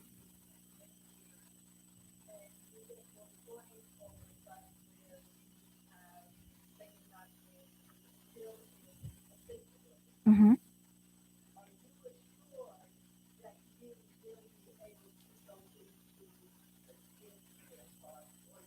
Yes, ma'am. That's an excellent question. So her question was, if you move into a life plan community, are you guaranteed access to higher levels of care? And the answer at St. Joseph of the Pines is yes, ma'am. Okay. Thank you all so very much. Thank you so much. All right. Well, at the end of today, part one, we'll definitely give you the maps, and then to be required to be in to win the $300 grand prize or the $200 second place prize, you need to come to both parts. You need to go to visit at least 2 places. But for every visit additional that you do that's on the map, you get an additional entry into winning the grand prize. That's a way to like get you to go to all of the places, but at the same time, it's nice for you because then you get to see all the different places and compare one to the other. So I'm going to try to get us back on track here. We went a little bit over before the break, and I apologize for that.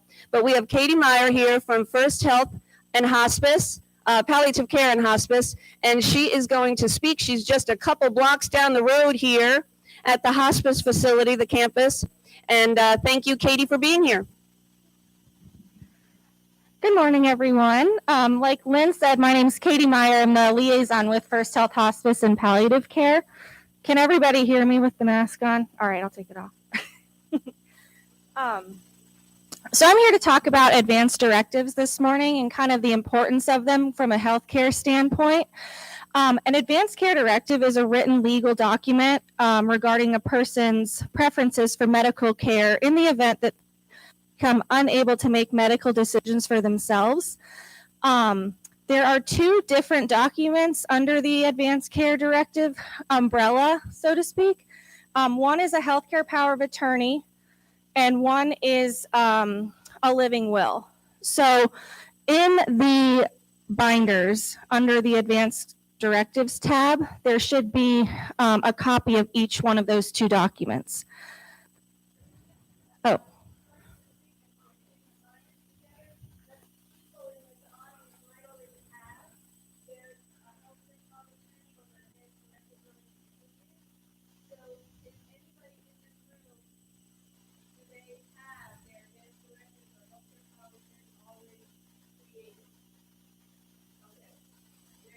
Very good. So we started doing where we did an event where we did a drive-through event at the hospice campus, and we're doing it again this year to try to help folks in the community get these documents finalized and over to the hospital so that they're there in the event you end up there and you're unable to share your wishes. We'll have them on file. So we're doing that on April 8th from 11 to 1, right there at the hospice campus. It's diagonal from here. We'll have notaries on site. We'll have witnesses on site to get those finalized. We'll give you a copy, and then we'll send a copy into the health information department over at Moore Regional, so they'll have a copy. Again, very important to review the documents with especially your healthcare power of attorney, but also other loved ones, and also get a copy to your primary care doctor as well and anyone else involved in your care. If you feel that these conversations are difficult, which they are, and sometimes other family members don't want to talk about it, our First Health Hospice has a palliative care program, and they help facilitate those types of difficult conversations with families. So you could always call for an appointment, and we can help with that too if you'd like. If you have any other questions, we're here to help too. We can help answer. We're not going to guide you and help you make decisions, but we can help talk it through what certain things need. On the First Health website, firsthealth.org/advanced directives, our medical director, Ellen Willard, did a interview for us last year. So there's a video of her explaining kind of from a doctor's standpoint, someone who's in charge of medical care, the importance of advanced directives. And then we had a local attorney, Patricia Neubauer. She was interviewed, and she actually goes through each one of the documents and explains what each one means. So if you're filling it out and you feel like you need a little more explanation, you can go on our website and watch those videos, and they'll help you with that. Once you're done filling them out, feel free to bring them to our event on April 8th, and we'll help get them finalized for you, and answer any questions that you might have. Does anyone have questions right now? It's not a fun topic, but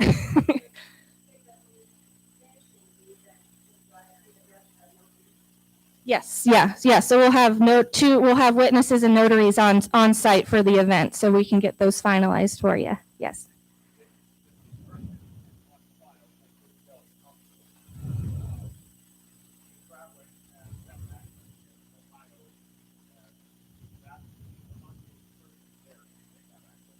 Probably, most likely not, and you can't assume that they do. So we do suggest keeping a copy like in your car or something like that, or with you when you travel, just so that you have it. But also important, give a copy to family members too, so that way, if they get called, if you're out of town, that they'll have a copy as well. Yes.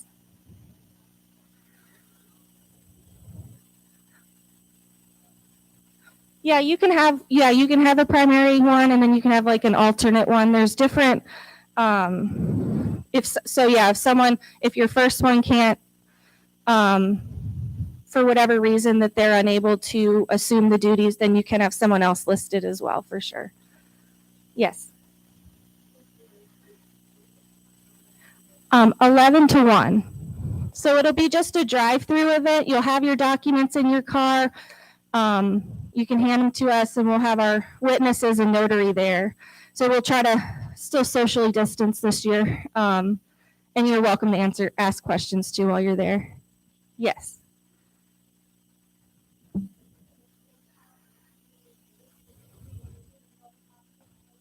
Yes.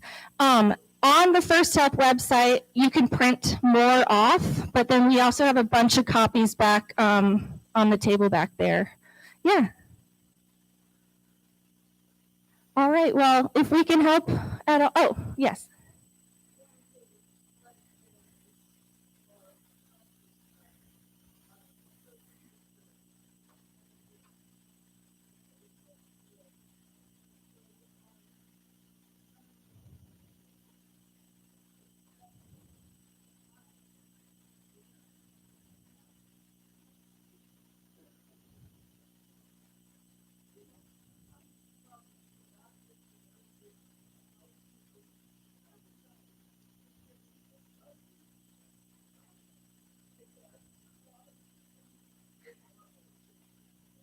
Yeah.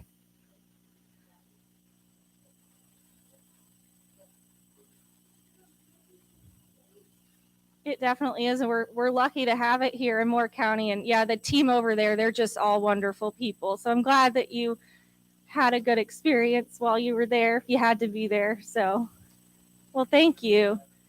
Oh, thank you. I'll definitely let our team know. Thank you so much. Well, we're here if you need us, and hopefully we'll see you guys on April 8th. March 29th. You'll be here with a table, somebody. Katie might not be here because we're lucky to have her here. She's due any moment. So somebody will be representing First Health Hospice and Palliative Care on the 29th here. So you can get more answers, and there'll be a flyer for the event that's going to take place April 8th, okay? Thank you so much. And now I think you took the agenda. Did you have? No, somebody has the agenda. You do? Yes, please. Just so I have the right. Yay! Thank you very much. Okay, so now we're moving on to the next topic, which is prepaying for your funeral. We have Kathy Haynes here from Bowles Funeral Homes and Crematory, and thank you so much, Kathy, for being here. She's going to answer your questions and tell you why this is a very good topic. Thank you. So I am the person you don't want to spend time with. There's a reason why she put me toward the end. And we at the funeral home, we get that. So my name is Kathy Haynes, and I'm with Bowles Funeral Home.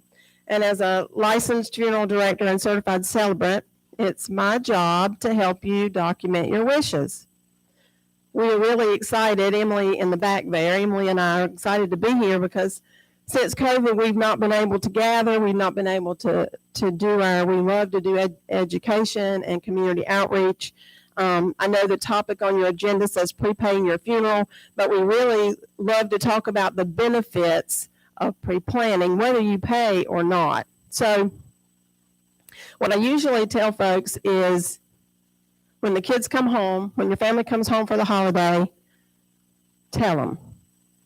So how many of you have told your family what you want? That's pretty good. So when they come home, tell them, and they say, Mama, I don't really want to talk about that right now. You're going to live forever, and we're not going to need that. But you know better. We're not going to live forever. So just let that go. And then the next time they come home, you tell them again. And so you tell them until they get it. And so what my experience is that when you're planning and when you're doing all of that research and work, they really don't appreciate it. But I can tell you from experience when they're sitting across the table from me or one of our other funeral directors, they're appreciating it then for all the decisions that you made that they did not have to make.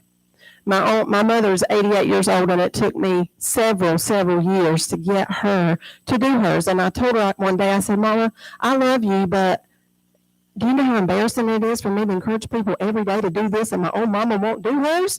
So she finally did it. And then she looked at me and she said, now I don't want to hear another word about it. And I said, okay, that's good enough. Because she said, well, I have you. You can be my funeral director, and you can be my celebrant, and you can, and I play organ. You can play the organ. And I said, but Mama, that day I'd really just like to be the daughter. I'd just like to sit in the pew and be the daughter, and everybody else to do all this stuff. And so she finally got it. So we encourage you to please tell your family what your wishes are. When you're doing your research and you get ready to come, we do no cost, no obligation to come and sit with us and talk about your wishes. The three main things that we would talk about takes about an hour. I know most of my wives bring their husbands kicking and screaming, and you can see it all over their face. It's cutting into their golf game. So it only takes about an hour. I get that. You got a tea time. We got to go. One is information gathering. So you're gathering information about the funeral home that you're thinking that you're going to use, while we are gathering information about you. Vital statistics, where you were born, the mom and dad's name, all of those kinds of things that a North Carolina death certificate requires that your children may or may not know the answers to. So we do that as number one. Number two, we talk about whether you want to be buried, casketed, or if you want to be cremated, and what is entailed with all of that. And thirdly, we talk about cost. So I usually like to ask, while you're sitting there thinking about, I don't want to talk about this, think about whatever myth or whatever question is burning in your mind about funerals or about final disposition. And I'm going to try to finish in time for you to be able to ask some questions. But the third thing that we would do that day is talk about cost, tailored specifically to what your wishes are. We do everything from cremation with no service to what we call full traditional burial. We have visitation one day, service next day, and burial following that. We go to Arlington. We go to Quantico. We go anywhere. We can put you on a plane and send you just about anywhere. So there's not much that we can't facilitate. And our staff, they keep up with their continuing ed. They're always looking to learn new things and new ways. So if we don't know the answer, we can find somebody who does. Somebody mentioned, I think all of our care facilities said that they encourage you to come and tour. We also have an open door policy. And since COVID, we've not been able to do a lot of that, but that will be beginning again. Usually about once a quarter, Emily will sponsor a facility tour, especially with the crematory. Everybody in our area does not have a crematory, so we encourage you to come and do that. You see how the process works, and a lot of times that's interesting, or that's appealing to our men because they want to see logistically and technically how all of that works. You see from beginning to end the process, you have a licensed funeral director and a certified crematory operator who can answer all of your questions. So that's another thing that we do. We also have an aftercare program. Service to you and the help to you does not end after we have finished your service with your loved one. We check on you weeks after the fact and offer some kind of aftercare program to keep you active and involved in the community. So that's pretty much the gist of what we do. One other thing that I would say, when you're doing your research and you're comparing funeral homes and crematories, make sure that we don't all call our services by the same name. So make sure that you are comparing apples to apples when you're looking at what one charges as opposed to what the other charges. We do encourage you to I don't like the word price shop, but we do encourage you to do that because we want you, if you choose our funeral home, we want you to be happy with that choice and we want you to be satisfied that you have done that. So, questions? Yes, sir.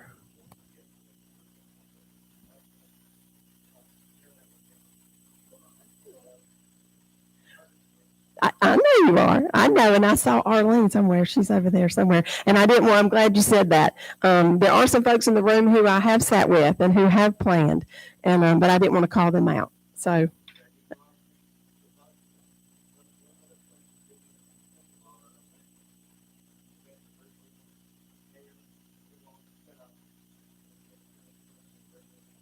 Good. Thank you. Thank you, Ron. Yes, ma'am.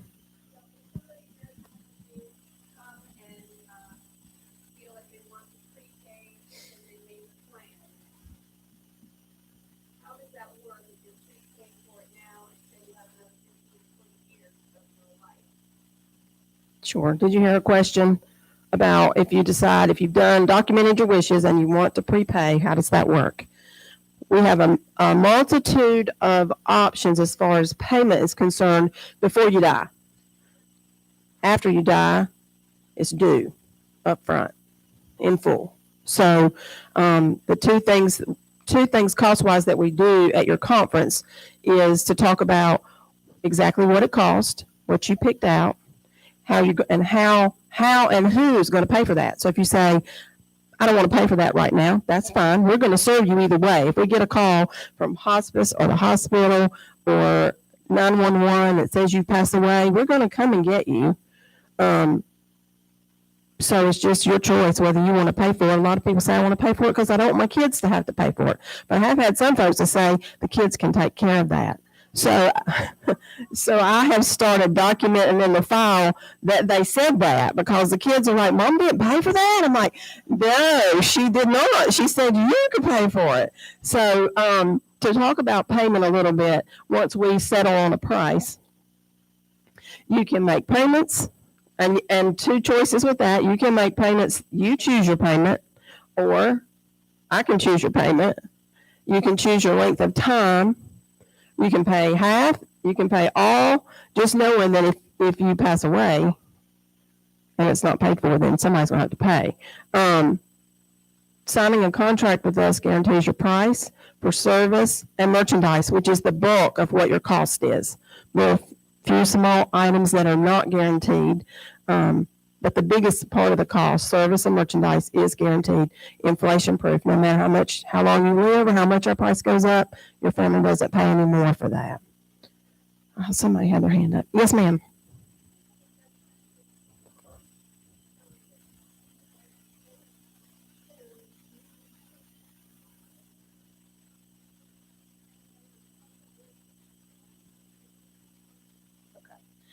Her question is that she has a policy already with your state retirement. Is that what it is? Her state retirement. And can she use that to pay? Yes, she can use that to pay as long as it is assignable to the funeral home.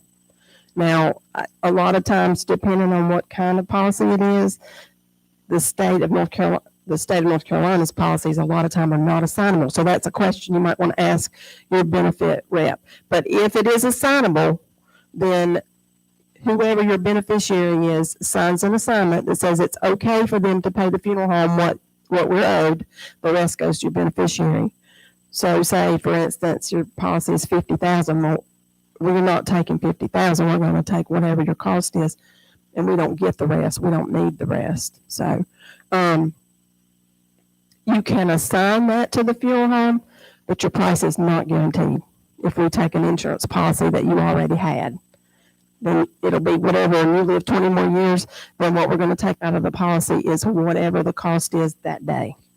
Does that make sense? Okay. Yes, sir.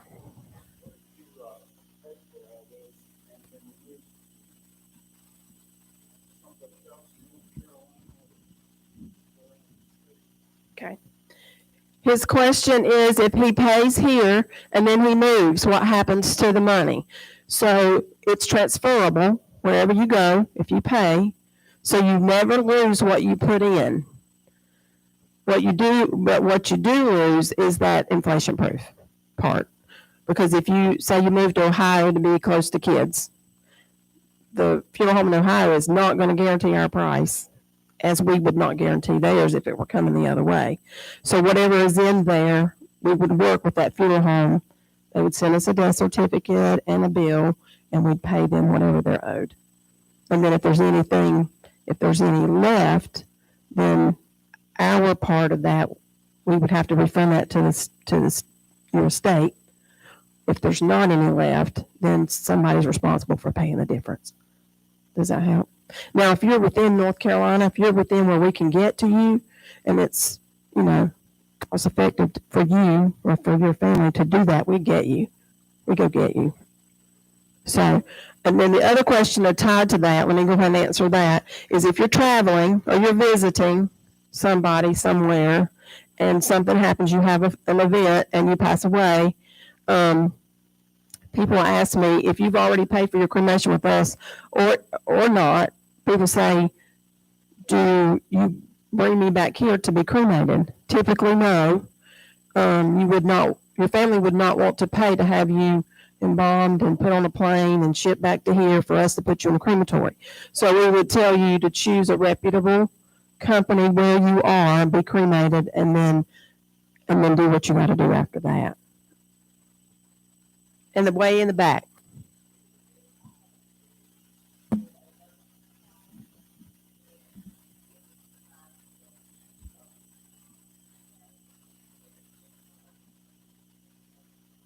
Yes. Yes. Not the cost. Whatever their cost is what their cost is. Okay. But whatever money you got in it can be transferred. Yes. Yes, sir.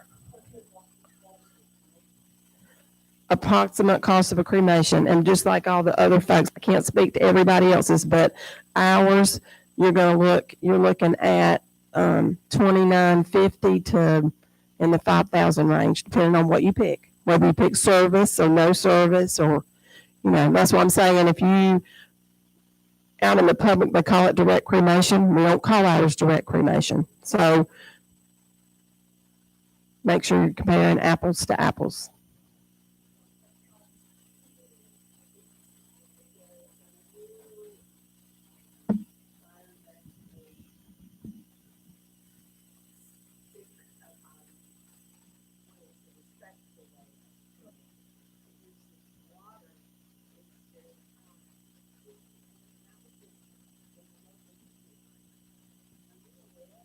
I did not read that. Her question is that she has recently read in the newspaper that there is an alternative to cremation that is similar to that, but with water.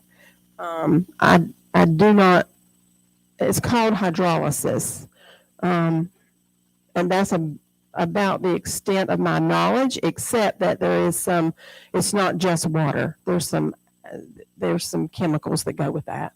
It's supposed to be more environmentally friendly.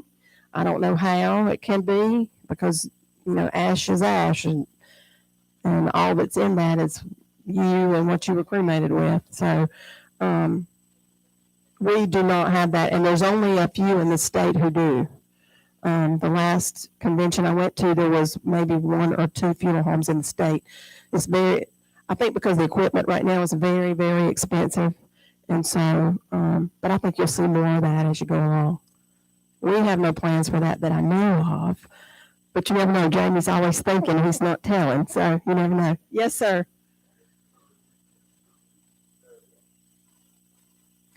Okay.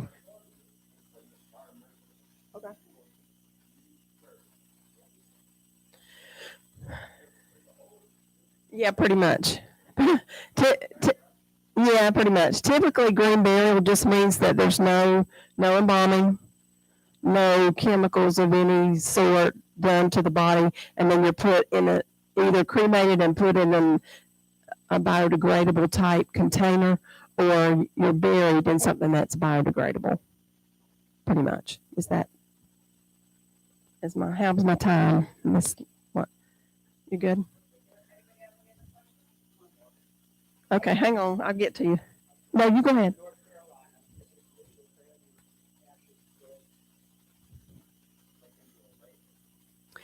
His question is it legal to be spread in the lake, your ashes? So here's what I tell my families. There are places where you are not allowed to be.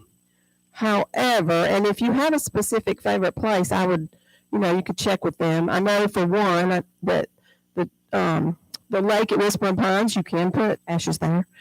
85% of my golfers will say, or their families will say, they're going number 2. And my answer to them is, that's fine, just do it at night, and I don't need to know.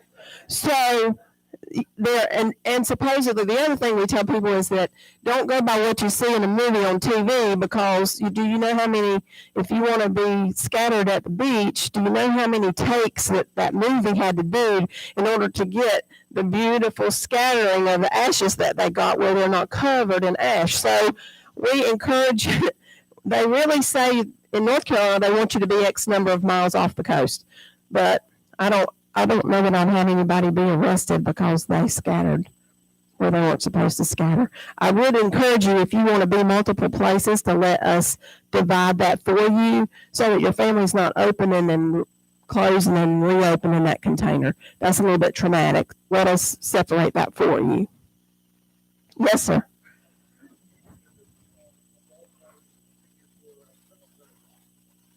No.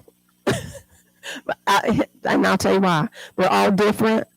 I would say you're anywhere from free if you're affiliated with a church to $7,000. They're all different. So if you have one you like, I'd call them and get their prices. We used to keep a book with all the pricing in it, but it changes so much. It's kind of hard.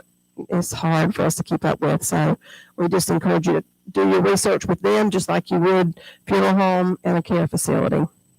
So, anybody else? Did I hit all the? Let me say one thing about cremation.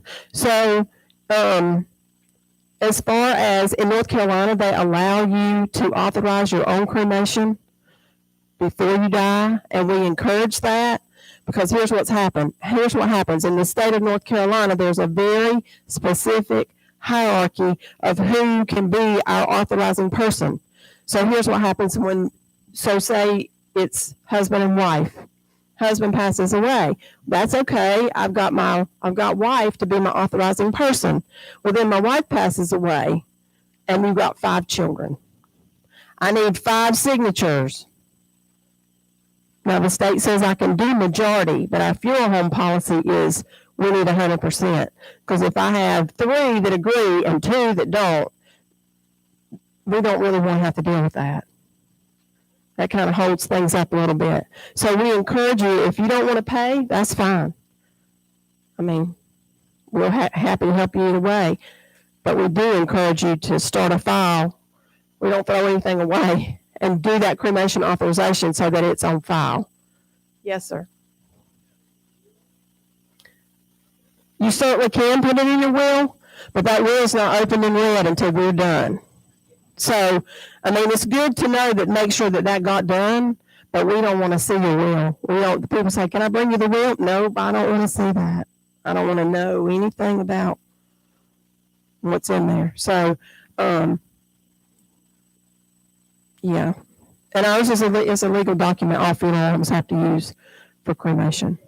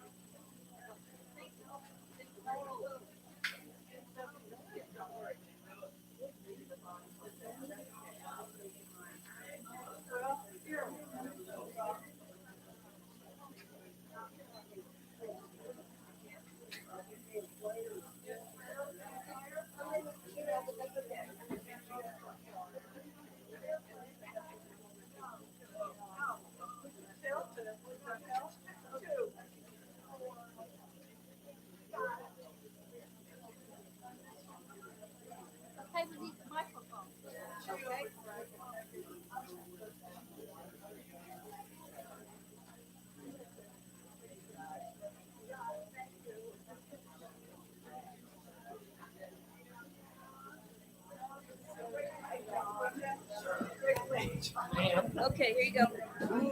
Here you go.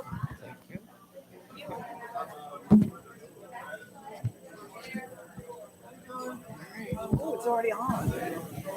Don't say anything. Don't say anything wild. Don't say anything wild. No, it's not.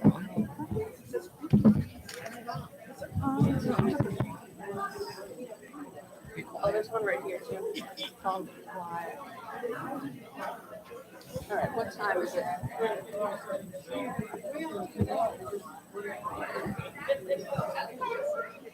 Okay, I need to show you how to take a picture. Thank you.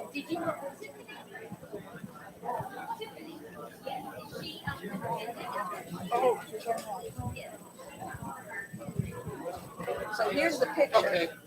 So all you have to do every once in a while is just wiggle the mouse just to keep it. And I don't want that bar, so you can kind of try. Hello, hello, hello, hello, hello. If you put it up, it's going to bring Hello? it up, or if you bring it down, it's going to bring the other. So you just kind of keep it over there, that'd be great. Okay, so in order, you're first. Yeah. You're second. I'm gonna carry mine like Carry mine too. I'm third. And then Jerry, and then Lynn will hold up the end, right? Yes. So I get to choose that. I'm more. Is your husband out there? Oh, Lord. I put on this like camel salt. It's not this thing, so it can- That's his thing. We go do good. Good, good, good, good, good, good, Does he have a good, degree? good, good, good. Yeah. We're gonna do that. Yes, And I hope I don't screw it up. and there's actually people out there, Yes. a lot of them. Is this your first Okay, time when I doing get something? No, I've done that. Oh, doing what? Something like this? Well, not really. I'm good. Well, I used to teach classes, but anyway, yes, it is the first time I've done something like this. That's a compliment. Let's see what information's all about. I'm interested. They I put could you on I a could flight, have you roll They burn you. big, burn the whole thing, things and then I've already did Okay, everybody. done mine. Okay, everybody, please find your seats. Hello. I'll do my Prince impersonation. We remain. Hello, everybody. Gather round. Hello, people in the back. Please take your seats. Please. Thank you. Hush. Yay. And hush falls over the crowd. Look, Tina, I just saw you. Okay, everybody. So at the Senior Center here, we have a program called Senior Moment. And they're a great group of people, always looking for new people and new talent to come and do little comedy performances, whether it's here at the Senior Center or around town. So today we have a little short comedy performance that we're going to do, and I just wanted to introduce them right now. So come on in, Senior Moments players. They are one person shy, so yours truly will be a little piece of this comedy performance. So, everybody have your microphones? All right. Without further ado, here is John. The Senior Moments players present Legacy Village, originally written by Eric Coble and modified by the Senior Moments players. The characters include Lucille, a woman who has shopped a lot, Desmond, a man who has stopped shopping, Annie and Thelma Lou, women who have also stopped shopping, and a woman in suit who hasn't even started shopping. The setting is a plaza at Legacy Village, an upscale mall near Sanford, North Carolina. They are discussing life at the mall. It's 10:16 a.m. Lucille, with 2 shopping bags, sits on a bench. Desmond sits next to her with a shopping bag. Classic top 40 music plays quietly in the background. 90 seconds. I give myself just 90 seconds to sit here before I have to get the darn barbecue sauce and tongs for Kathy and Doug's party. Oh, could they have given me a little bit more warning? And if I don't get out of here ASAP, oh boy, I'll catch that lunch hour traffic plus road construction. That's how I know it's spring. No, it's not the flowers and the birds. Or the 70-degree weather. Ring, ring. That'll be my boss wondering where I am, or the workers replacing the windows on my car and wondering where to push the broken glass. Why can't the world just let me enjoy my shopping? Legacy Village is great, isn't it? Yes, I love to shop. It's the one sliver of my life when I'm free to be me. My imagination, my dreams, my hopes and plans, that beautiful expectation of bringing something new home, putting it in your car. I can't wait to try it out. I love that. It's the world that's insane. Yes, sirree, Bob. Yes, sir, Bob. You're right. You know what I'm talking about. You're trying to do your shopping too, aren't you? No. Oh, I just assumed since you were sitting here, you're waiting on someone? No. You work here? I live here. In Pinehurst? No, in Legacy Village. I'm Desmond. That's very good, living in Legacy Village. I got a good laugh when the idea first occurred to me, too. Then my credit card ran out. You're serious? It was my 4th visit to the village in 1 week. I was trying to buy placemats and Kenwood frameless mirror at Z Gallery when my credit card came up 0. The cashier just looked at me with pity, utter pity, and I wandered out in a daze. And I staggered over to Dugan's Irish Pub to console myself, and I realized my wallet was dead dry. And I just sat in this little plaza on this very bench staring. And this woman sat down next to me, and we started talking, and we kept talking. And the stores began to close. It's happened to me. And I realized I'd have had absolutely no desire whatsoever to go back to Carthage. Everything I needed, everything I could ever want was here in Legacy Village. But at some point, they kicked you out. They who? It's a big village, Lucille. You move from shop to shop, sleep in different stores, change your clothes occasionally. Nobody ever really looks at you anyway. But that's insane. I mean, no disrespect. But if you actually lived in Legacy Village, you'd be bonkers. Hi, Desmond. Cheesecake? Lucille, I would like you to meet Annie. Annie moved here from Southern Pines right after the village opened. She was here months before me. Oh, you told her? She was having an outer world meltdown. I sensed the need for intervention. I feel you, Lucille. Would you like some cheesecake? You two were pulling my leg.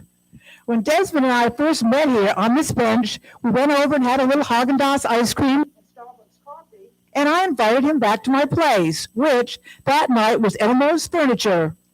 We've been going together for 3 months now. I picked out his clothes, Talbots for men.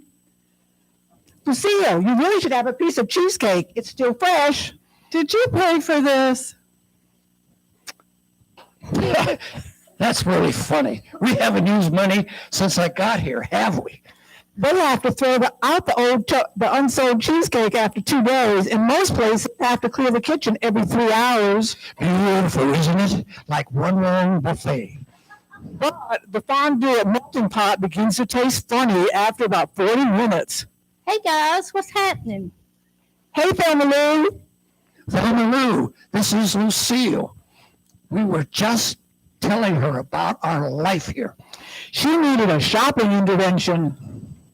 I had my breakdown in Crate and Barrel. I had like 3 lamps and a dinette set and realized there'd never be room in my dinky little University Heights apartment. Never got back to that apartment, did you? Thank God. Any cheesecake left? Not for a while, but Stir Crazy should have new shoe up soon.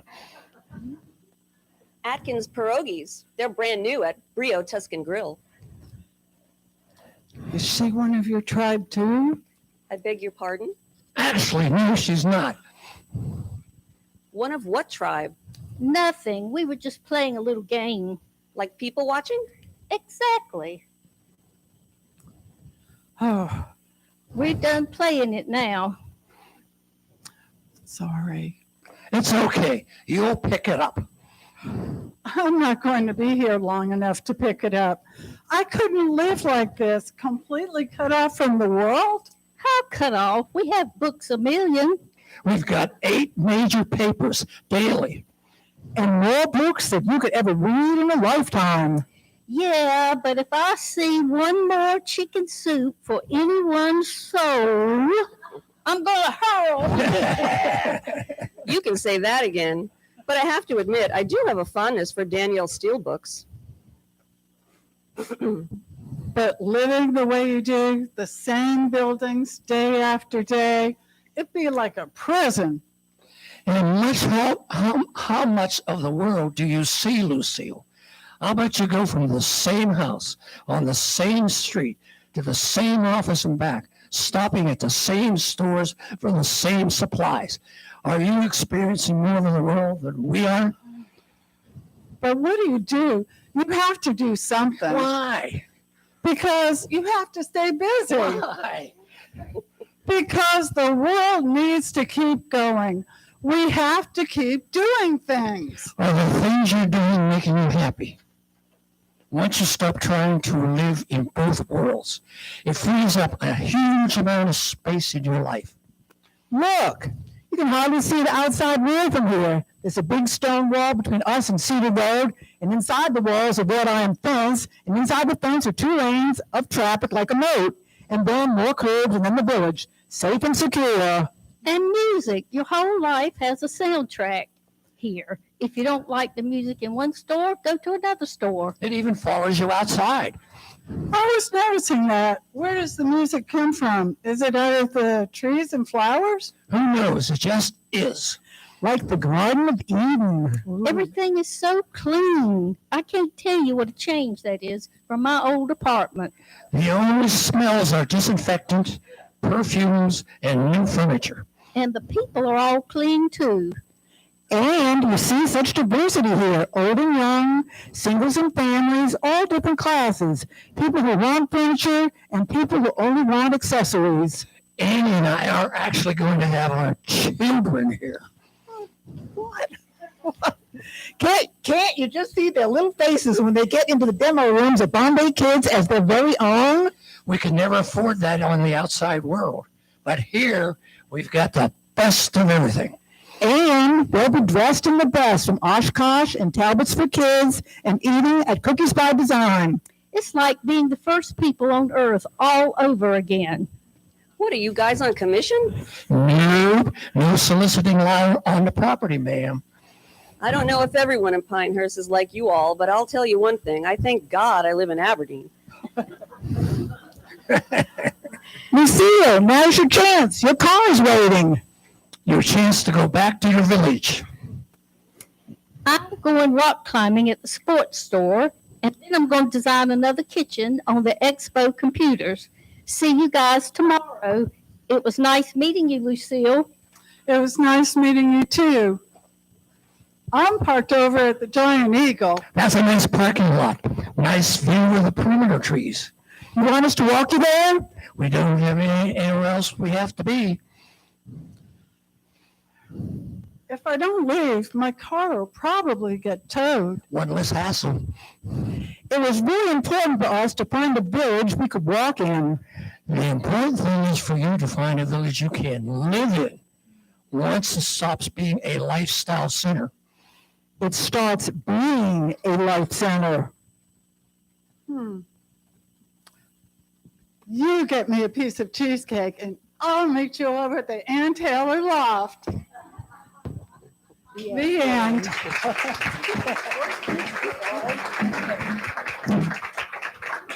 Senior moment players like to thank you for listening. Our cast includes Cynthia, Jerry, Lorraine, and John. And with tremendous thanks to Lynn Drinkwater as a special guest star. We hope you enjoyed her.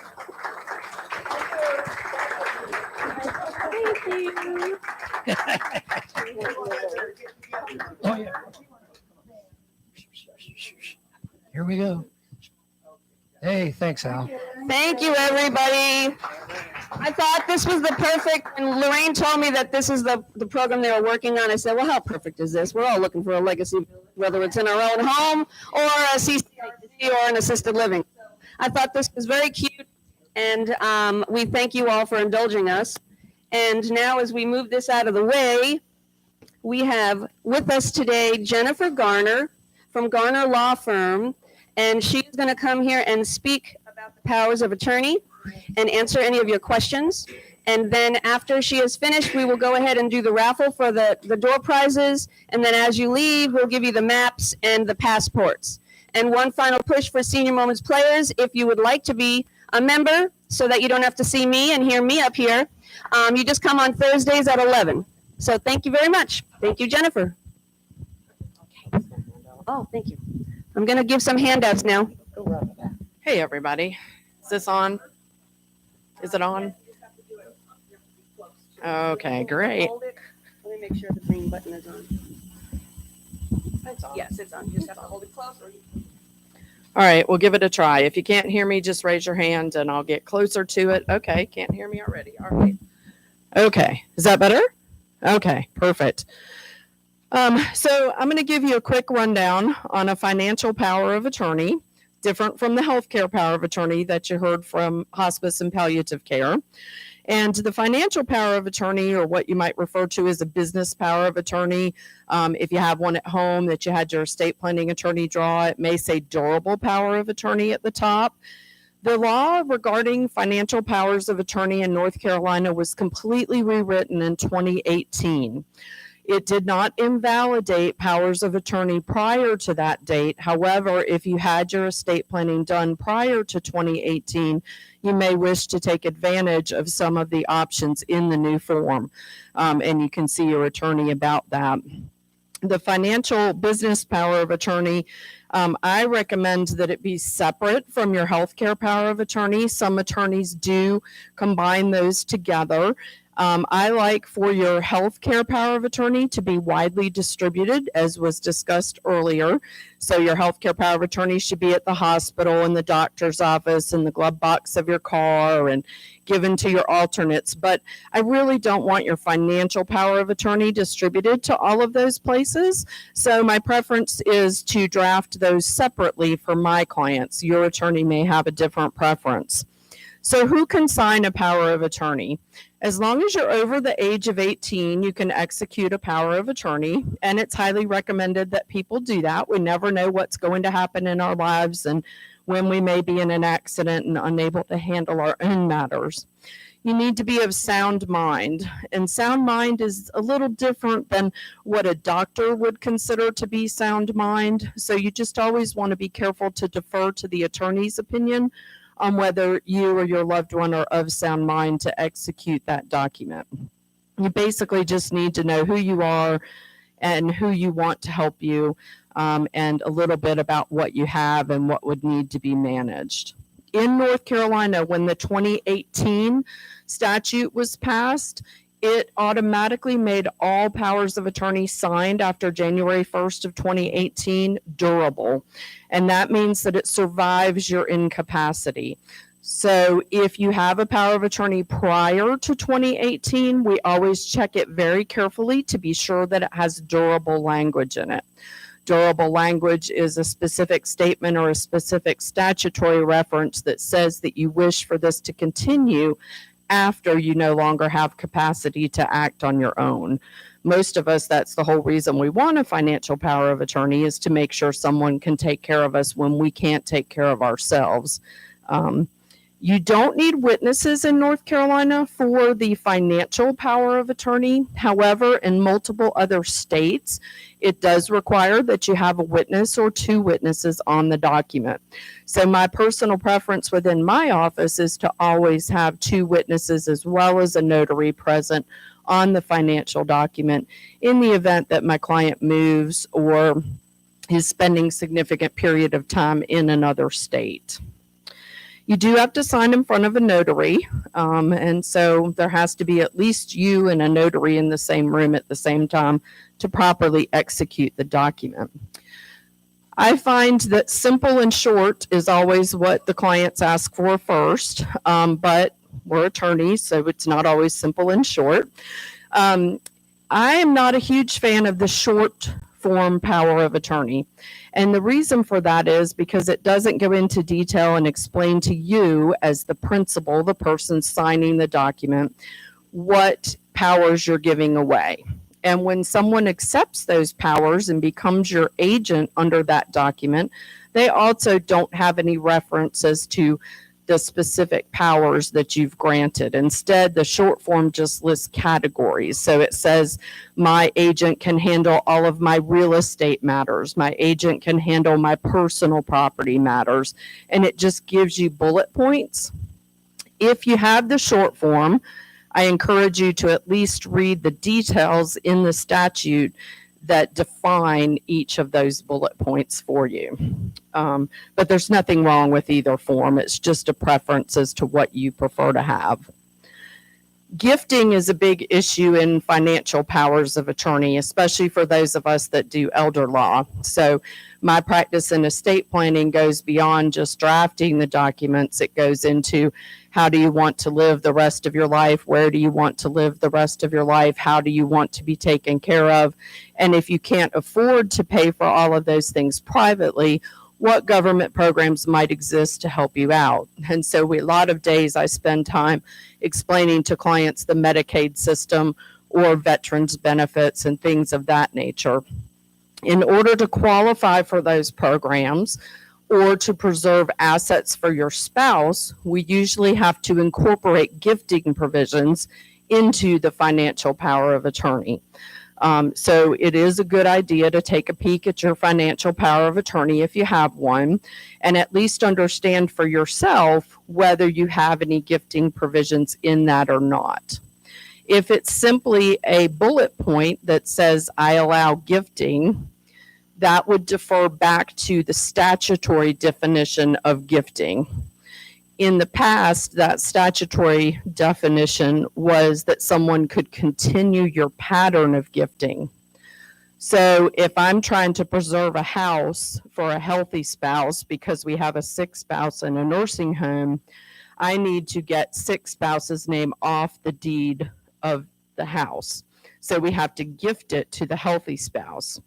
If you don't have a history of giving your spouse homes, which most of us don't, I can't draft that deed, and that deed is not valid. So you need very specifically crafted gifting provisions based on what you wish to accomplish. If you have a taxable estate, if there's a state tax, or maybe you own property in a state that still has an inheritance tax, you may want to avoid those taxes by giving away some of your property before you die. And if you're unable to write that check or meet with the stockbroker and make that decision, you may want to incorporate gifting provisions allowing your agent to do that. You never want to execute a power of attorney without alternates named. You don't know who's going to survive who, and caregivers, 50% of our caregivers we lose prior to the person that they're caring for statistically in the United States, because being a caregiver is a very hard job. So you don't want to count on that person surviving you. Please be sure that you name alternates so that there is someone as a backup. If there is no alternates, it's as though you never had a financial power of attorney. When you consider your alternates, think about their abilities. If you have a daughter that loves to shop and lives in a mall, you probably don't want her to be your financial power of attorney. She's probably not necessarily good with money. She may consider your money to be hers. She may forget to pay your bill at Fox Hollow, and then I'll get a call. What do? We need to put her out front. Who's going to come pick her up? So not a good person. If you have a child that is overly anxious to manage and enjoy their potential inheritance, then that may not be the right person either, because he may drop you off to be cared for somewhere that you didn't wish to move because he's preserving and maintaining his inheritance. So think about who you name. There is a time requirement involved, of course. If you think about all of the time that you spend on a weekly or monthly basis paying bills, reviewing your statements, taking care of all your financial and business matters, that person needs to have the time to do all of that for you as well. Distance is not really an issue in the age of computers. So if you name someone that's comfortable spending time on computers or on a lot of telephone calls with banks and brokers and maybe paying bills online, then it doesn't matter. If the best person for you to name is located in Montana, then name the best person, and he can handle matters from Montana. They don't have to live here. But do think about the age range. So if you're naming your spouse and then you're naming your brother, you probably haven't really jumped an age bracket, unless you married a 22-year-old or something. So it happens. Get a prenup. So think about the age range, because we don't want everybody to all be in the nursing facility together trying to take care of each other. It doesn't work well. The old power of attorney law required your financial power of attorney to be recorded at the Register of Deeds office. If it was going to be used in the event of your incapacity, or if it was going to be used for any real estate transactions. The new law, which was passed in 2018, which is still very new for laws, does not require that it be recorded in the event of your incapacity. However, what I'm seeing in probably still 95% of the financial institutions, whether that be a bank or a brokerage house, they still look for that filed sticker on that document to know that it's been recorded, and that you do actually have the authority to act. So for practical purposes and to not delay and frustrate your agent that you've appointed. For my clients, if they do reach a point